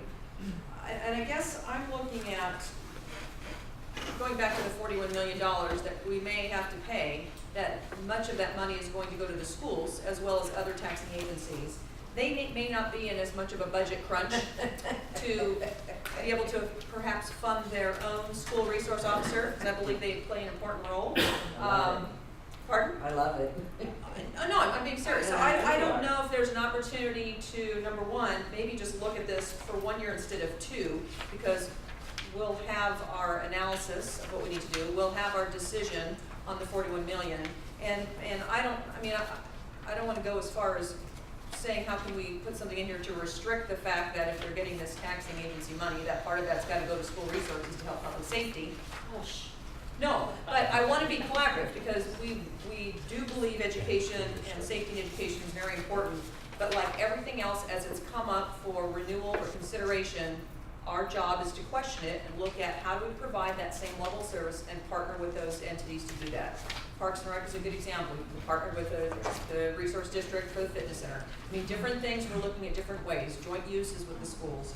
So I agree with you 100%. Okay, so this is a 2-year. I'm wondering if maybe we look at just 1 year. I don't want to cut them off, but evaluate their ability to pay on a go-forward basis, because I don't see an attachment that says we are still experiencing a major budget deficit, or the thank you for the windfall of the 41 million that we're going to get a large chunk of. I just think we need to strike a balance, and we have a great relationship with the school district. We've done a lot of things, and I think we just need to enhance that with the discussion. Okay. I think I agree with you 100%. I mean, the governor has created that new tax to help fund the school districts. Obviously, I don't know that he ever intends to pay back the school districts that he took from them. Right. But at least he's funding them currently with the new tax. So I think if we look at this from year to year, I think that's a good. Makes He good sense. allegedly is. Yeah. Allegedly. You wanna make a motion? I'd like to make a motion to do a renewal for just the 2013-14. Second. That's put in our budget, so Yes. it is covered. Yeah. But, But I think a discussion, it needs to happen and partner more. Totally agree, Okay. totally agree. Okay. So there's been a motion, second, all in favor? Aye. Okay. We will take that. Thank you. Okay, that takes care of the consent calendar. And, oh, no, excuse me, 14, Lee? Well, 14 is a business item. So That's right, I'm sorry, that's right. All right, we'll move on to our study session, Part-1, Technology Improvement Update. Mr. Mayor, I'd like to introduce the team. We put this on the agenda today because we've been making a lot of investments in technology and staff and that since we adopted the budget, and actually since we reset the organization back in January. So with that said, we're going to have Cindy Henson from Henson Consultant, as well as Chris Escobedo, as well as Terry Derringer give a brief overview of where we're going and what it means for us to be making these investments. So Cindy, let me start with you.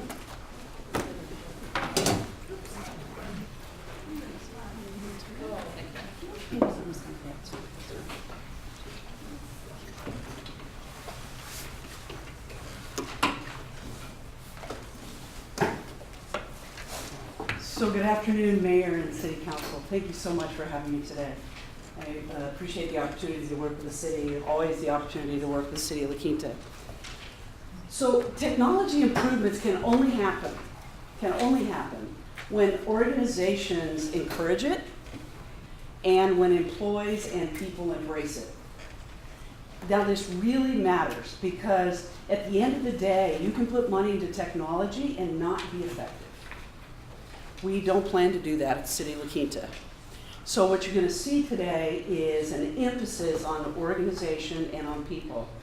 As Frank just mentioned, back in January, we brought forward many changes to the organization, staff reductions, and also a commitment to bring forward projects.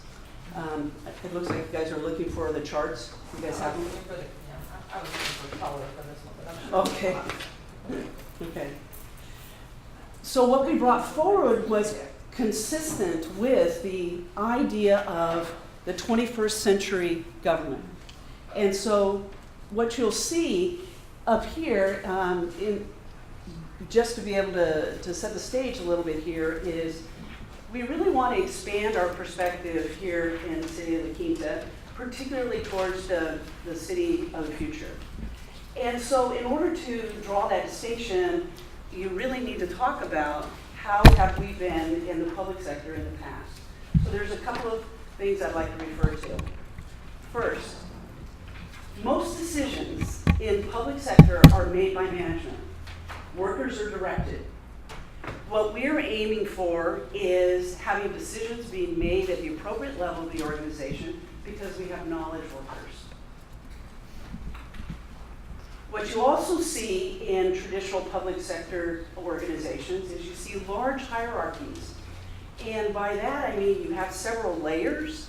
What we're looking at is a more flattened structure or a flatter organization that has less layers. In large hierarchies you also have silos. So you have departments.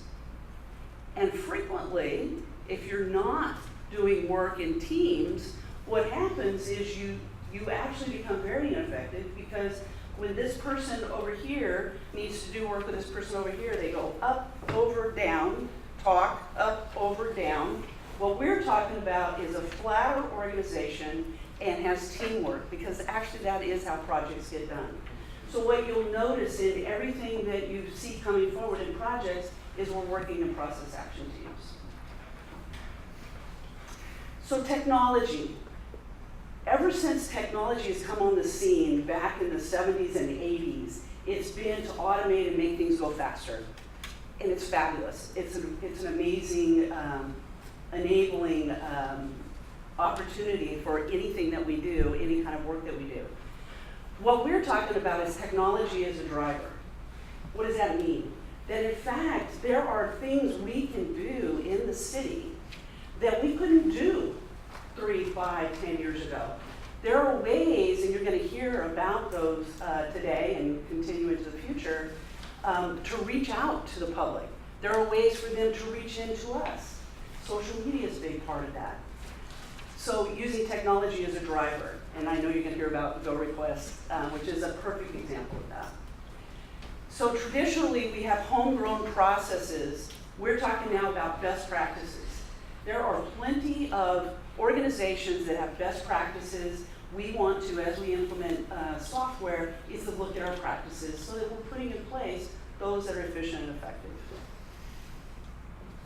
In systems where they're not tied together, people are inputting data 2 and 3 and 4 times. The same data, right? This city's not unique. That happens all the time. So part of what we're talking about is becoming more efficient, having our systems tied together so that we can actually free up people's time rather than inputting to actually look at the data, to analyze the data, to allocate your resources appropriately because your data says this is the best place to put your resources. And finally, in traditional public sector parlance, is people working only in their classification, their specific job description. So you can imagine that that doesn't necessarily encourage innovation. It doesn't ask people to think differently. That's what we're talking about. To become more effective, more flexible, and to actually have people have job enrichment in this organization because they're excited about the work they're doing. So you can see kind of on the left-hand side, you know, it can get kind of stagnant. So we're inspiring that, moving that forward, and actually having people, you see a little bit of skip in their step lately because they're passionate about the work they're doing. So Kuznis and Posner are leadership experts, and they say in government that in federal agencies and public education, local municipalities to the United Nations, and the National Endowment for the Arts, leaders, all of us as leaders, demonstrate in big ways and small that leadership is at the heart of good public governance. So what's our role as leaders? It's to create the vision. Where are we going? It's to ensure that we have people aligned, they're clear, they know what's expected, and they know that they have permission to think differently. It's our role to provide training and tools. It's also our role to adjust and to give feedback. And that can be by way of communication, that can be by way of appreciating and acknowledging good work. And it's also, even when we're not doing such a good job, is to take that information back in and learn and adjust. And this one is probably as big and ignored in leadership as anything, which is our job as leaders is to remove obstacles. See, because when we know that people come to work to do a good job, and people actually want to do a good job, it's our job to provide this kind of a structure. And it's our job to remove the obstacles. We have some obstacles. We have some inefficient structures, some inefficient systems. We're addressing those. We have a outdated classification system. You're going to hear more about that here shortly. But with that, I thank you for the opportunity to explain that, and I'm going to turn it over to Chris. Thank you, Cindy. I appreciate it. And good evening, Mayor and Council. So, I'm adding on to what Cindy was talking about. I want to point back to the beginning of this year, which was in January during the reorganization. From that effort, what the organization knows is that we must do more with less. At the same time, we must figure out a new way of conducting city business. So a key distinction for our organization here is that we utilize a dynamic business approach to doing business. What that means is that we adjust in a real-time manner to situations. We adapt to new information and new ideas. And at the same time, we're able to use resources from throughout our organization and beyond and focus them on key initiatives. So initiatives are a big thing. And the slide in front of you, people, process, and technology, we showed it to you at the last council meeting during the Tyler agreement. But it's important because when you invest and have well-trained people and you equip them with technology and tools, it drives a process that enhances customer service, transparency, and allows us to more efficiently deliver city services. So in the organization right now, we're taking decades worth of private sector technology and best practices and bringing them into a public organization. We're making sure that we have an increasing level of knowledge for our employees, and it's all being put into service delivery. As Cindy mentioned, Go Request is a perfect example, technology, training, back into service delivery process. So there are some major initiatives on the horizon. I'll begin with the new finance and HR system, which you approved at the last council meeting. This one again is important because finance and HR touch every aspect of our operation. They're really important to our overall fabric. The new permitting tracking system, we'll be bringing an agreement to you for consideration at the September meeting. So while this one will have a tremendous value to the internal operations as it will replace manual processes that are currently being done, it really will allow us to issue permits faster, as well as have a better all business and experience when folks are doing business in the city. our new city and tourism websites. Community Services will be talking about their efforts a little bit later.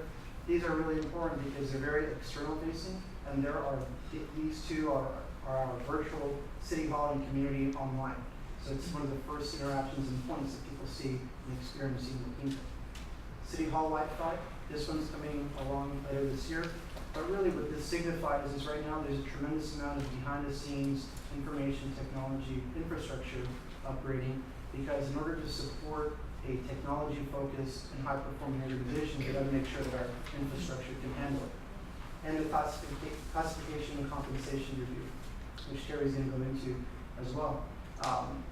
This is important too because in order to deliver on these items and continue to innovate, we have to make sure that our personnel systems are flexible, they're modern, and that they provide us agility going forward. So as these are some of the major ones, there's several other initiatives in the works, and we're keeping score of them. We're developing a scorecard, what's here in front of you, of people, process, and technology. So our commitment to you is that the green shows what's been completed. So our commitment is making sure that it fills up with nothing but green. At the same time, we're going to continue to refine this list, update it, and provide it to you on a regular basis. So with that, this has a tremendous amount of overall benefit and involvement to our organization. Turn it over to Terry Derringer. Thank you, Chris. Good afternoon, Mayor and council members.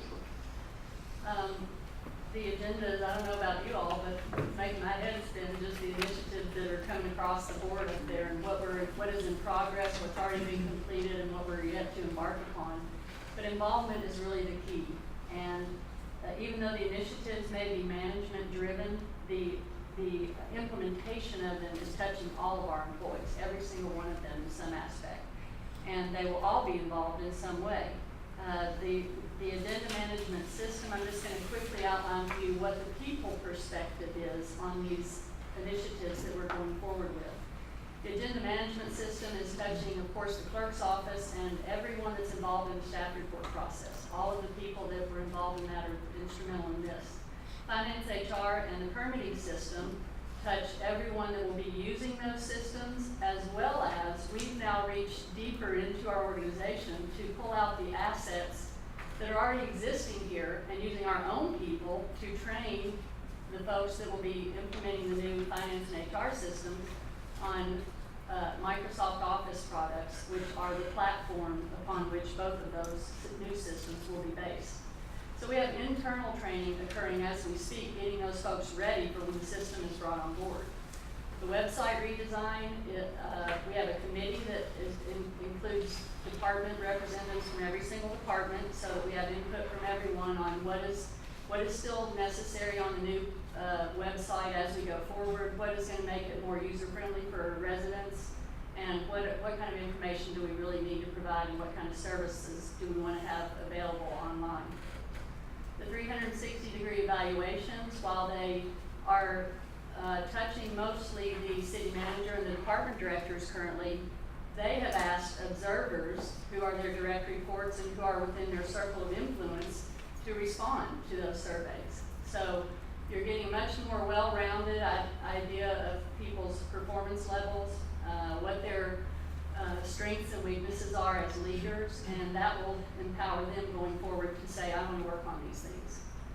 And the class and comp study, which I'll go into in a little bit more detail later, but that is going to touch every single employee, as well as you, council, because as we get through with this study, if we go forward with it and we have all of the input from the different employees on their job descriptions and what they're doing now and how that has changed from what their job description says, when we bring that forward to you after the study is done, we will be asking you to say, this looks good, this is going to give you the flexibility you require, and we bless it, and please go forward with it. So you'll be involved in that as well as all the other employees. So while we're continuing to provide outstanding customer service to our residents, and we're doing our daily duties and tasks, we're all helping to push these initiatives forward within City Hall at the same time. And what does that look like? This is page 1 of 3 of our org chart. We can't fit everybody on one page up there, but I'm just going to click through this quickly. You'll see some colored boxes appearing, and those represent the 6 initiatives that I just discussed with you. And I just want to let you look at who they're touching and how quickly that starts engulfing the whole organization.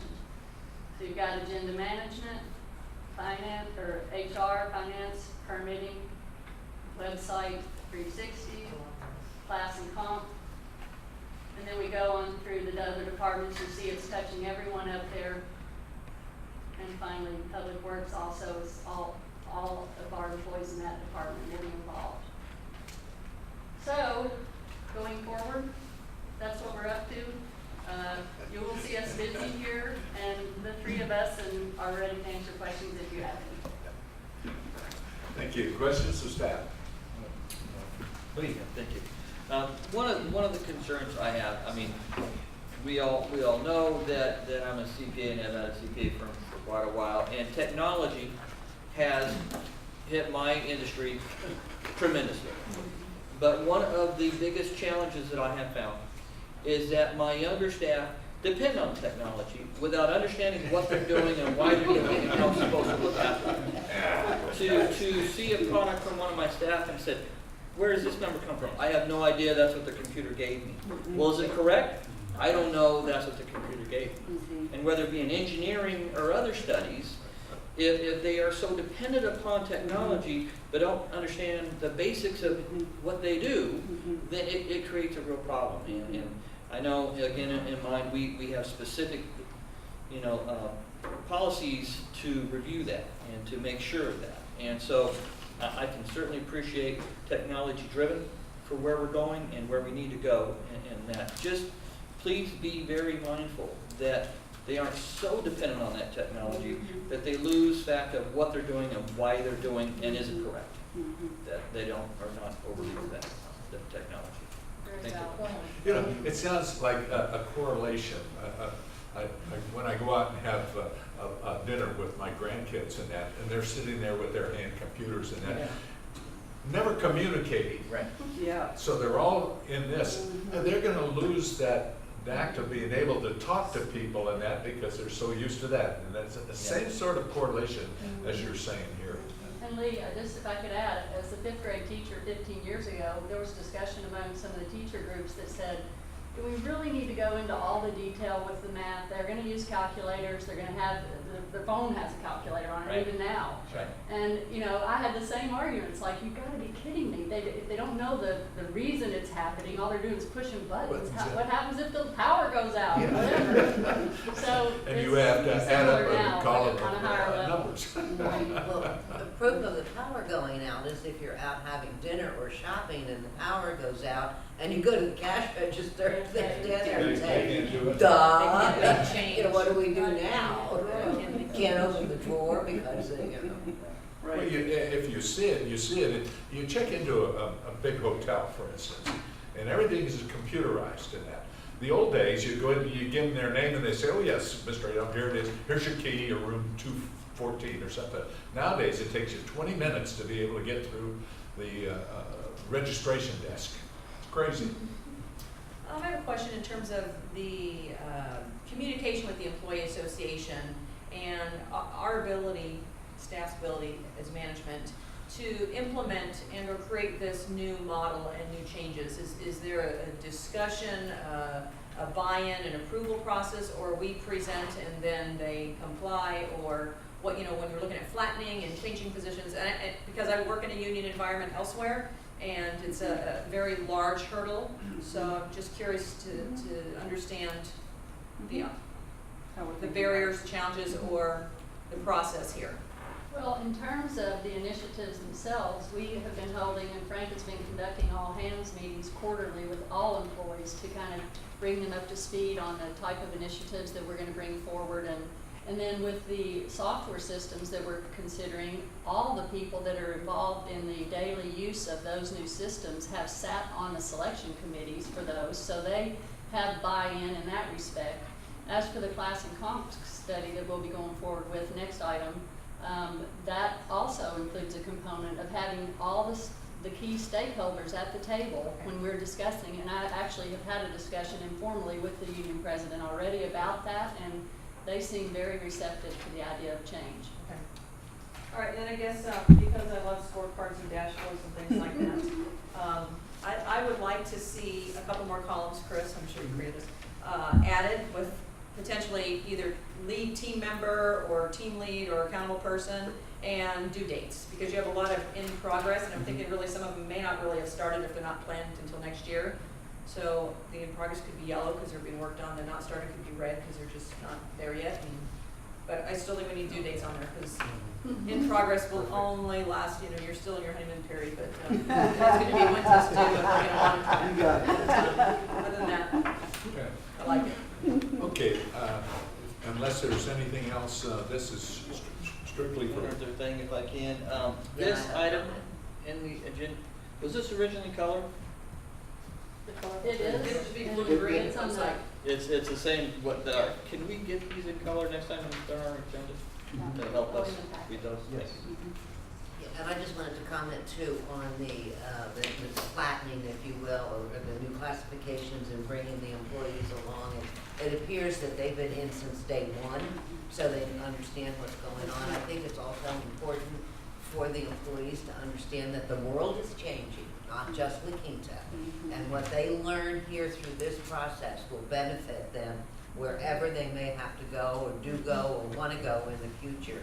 I think you're going to see more and more of this kind of activity happening.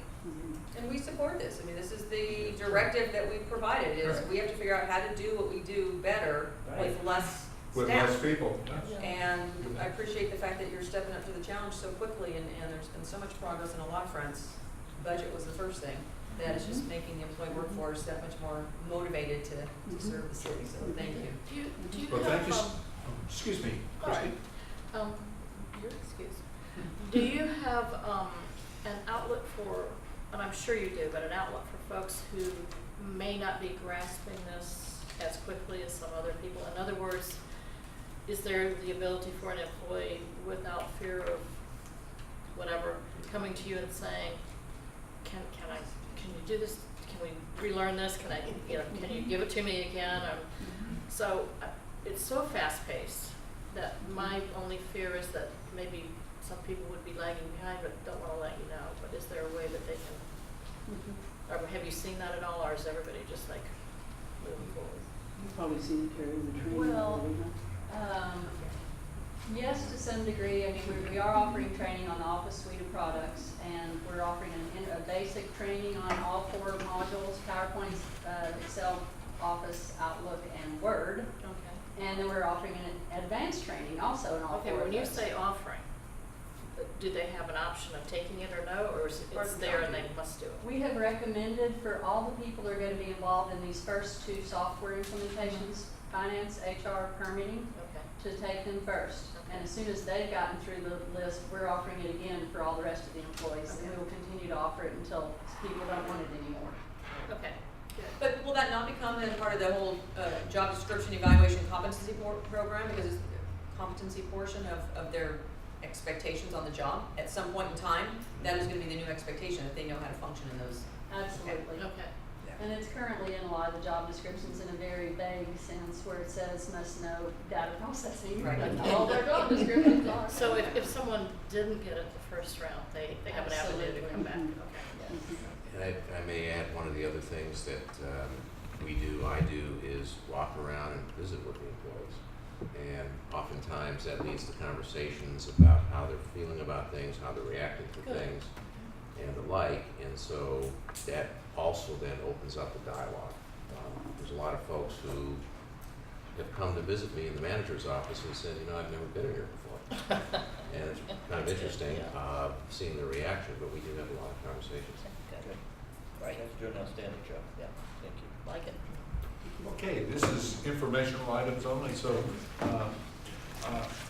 I noticed, Susan, that we jumped from the study session to business session. And then back again. And back. It's 10 after 6. Do we want to move into a business session? Oh, yeah, I think it is. Okay. All right, we'll jump into business session. We have 2 this evening, and the first one is professional service agreement with Box Larson and Associates to conduct a classification and compensation study. Staff report. Good evening now. I think it was afternoon when we started. The item before you is a professional service agreement with Fox Lawson and Associates for a citywide class and comp study, and I'll abbreviate that a lot because I'm going to be saying it a lot. It's classification and compensation. So we're seeking to change the current system. And the reason we are seeking to do that is because we are now facing a new normal, and we're not unique. Public agencies have downsized due to economic factors, and yet the service level demands have remained the same, or in some cases have increased, so we're trying to do more with less. We're looking at a model that provides broader job bands, and also pay ranges that encourage high performance. Our current structure provides very little flexibility. We have some job descriptions that are 15 to 25 years old and were designed for a specific point in time when they were written, basically.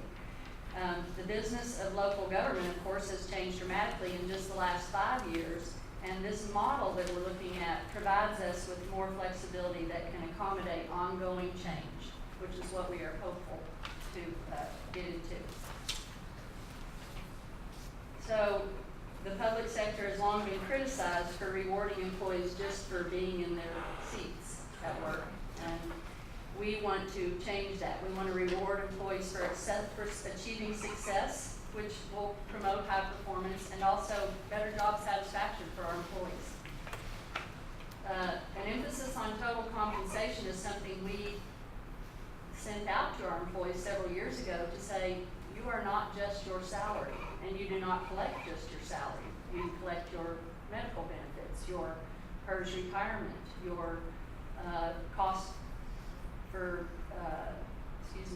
paid time off, is paid oftentimes with sick leave and things like that. Flexible schedules, which we all enjoy, thanks to the council for allowing us to do that. So we need to bring an awareness to our employees and keep it at the forefront of their minds that it's a total package. And not only are those benefits and costs part of the compensation, job satisfaction is a big part of it too. Many will tell you it's more important than salary to a lot of people. So we're trying to provide that. Pay levels and job classifications we hope to reduce. We have 69 employees and we have 48 job descriptions currently. That's hysterical. So we're trying to flatten the organization, which will provide for more cross-training and more flexibility within the classifications.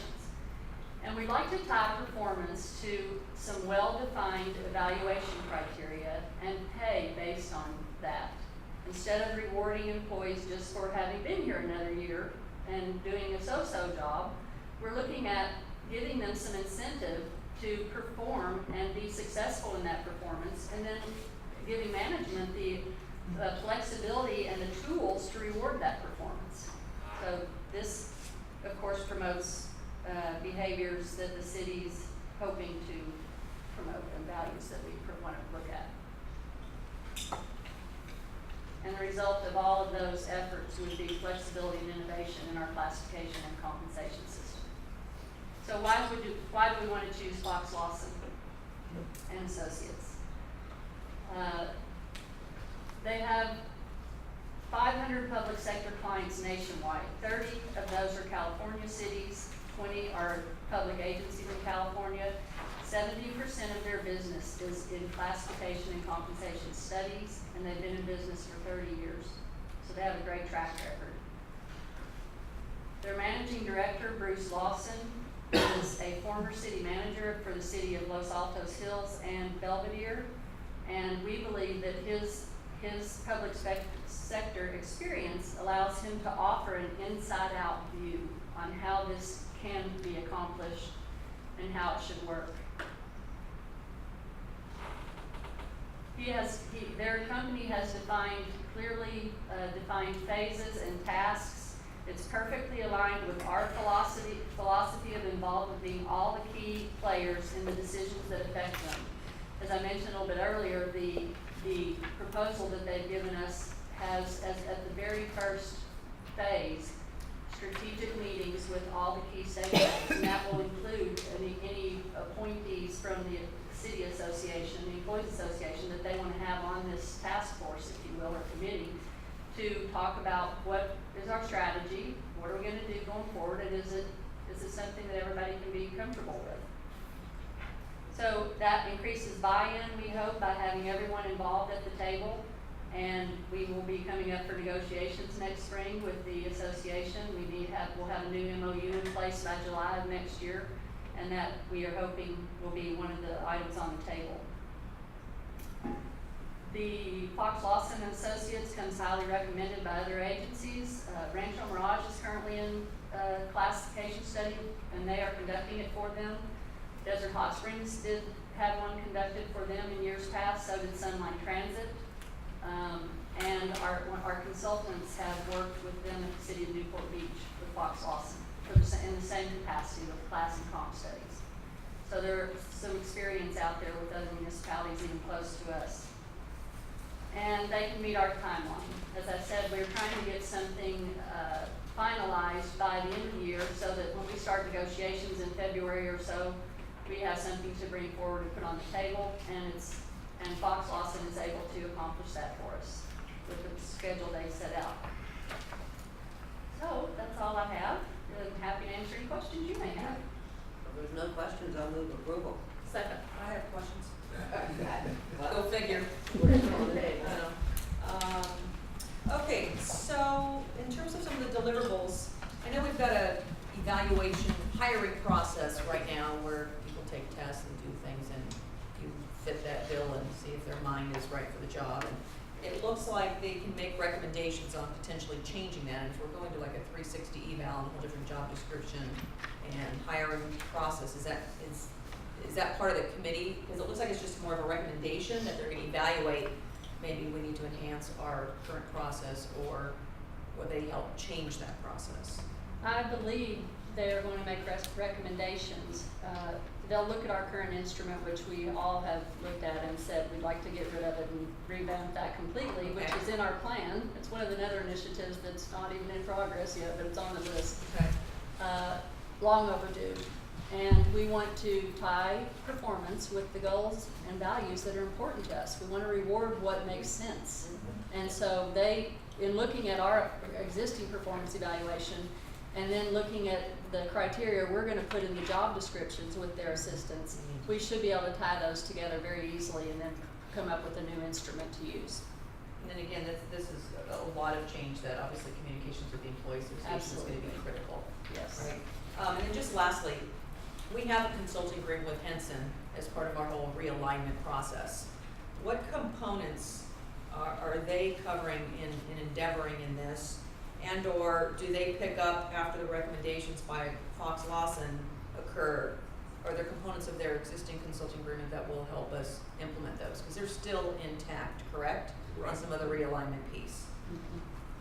So basically, what Fox Lawson's put together is the concentrated study of the class and compensation as well as the evaluation system. What we're doing with the Henson Consulting contract is it's evolving as the need exists. So right now, they've been assisting us as we've been going through the technology pieces. They've assisted us as we move forward with finding this firm and defining what this firm's going to do. Once this is done, then if there is a need to use them to help us in any part of the implementation that we can't handle, or any part of the mentoring process with those who will be using these instruments, then we'll define it at that point in time. When we brought them on back in August of 2012, one of the points that I underscored at that point is that we're not having them do a study, or we're not having them write reports. And we've been asked many times about the report about our reorganization, and we give them the staff report, and people go, where's the report? I said, this is it. So we're using them instead from that point forward to today to help us guide us through certain areas where we don't have the expertise in our organization. And so Fox Lawson will be doing this work. What we will be using Henson Consulting for on the near term are some specialized training programs that I would like to have accomplished, training classes that are going to take place at the end of the month. And at that point, we'll sit down and see what the future need is, if any, and move from that point. All right.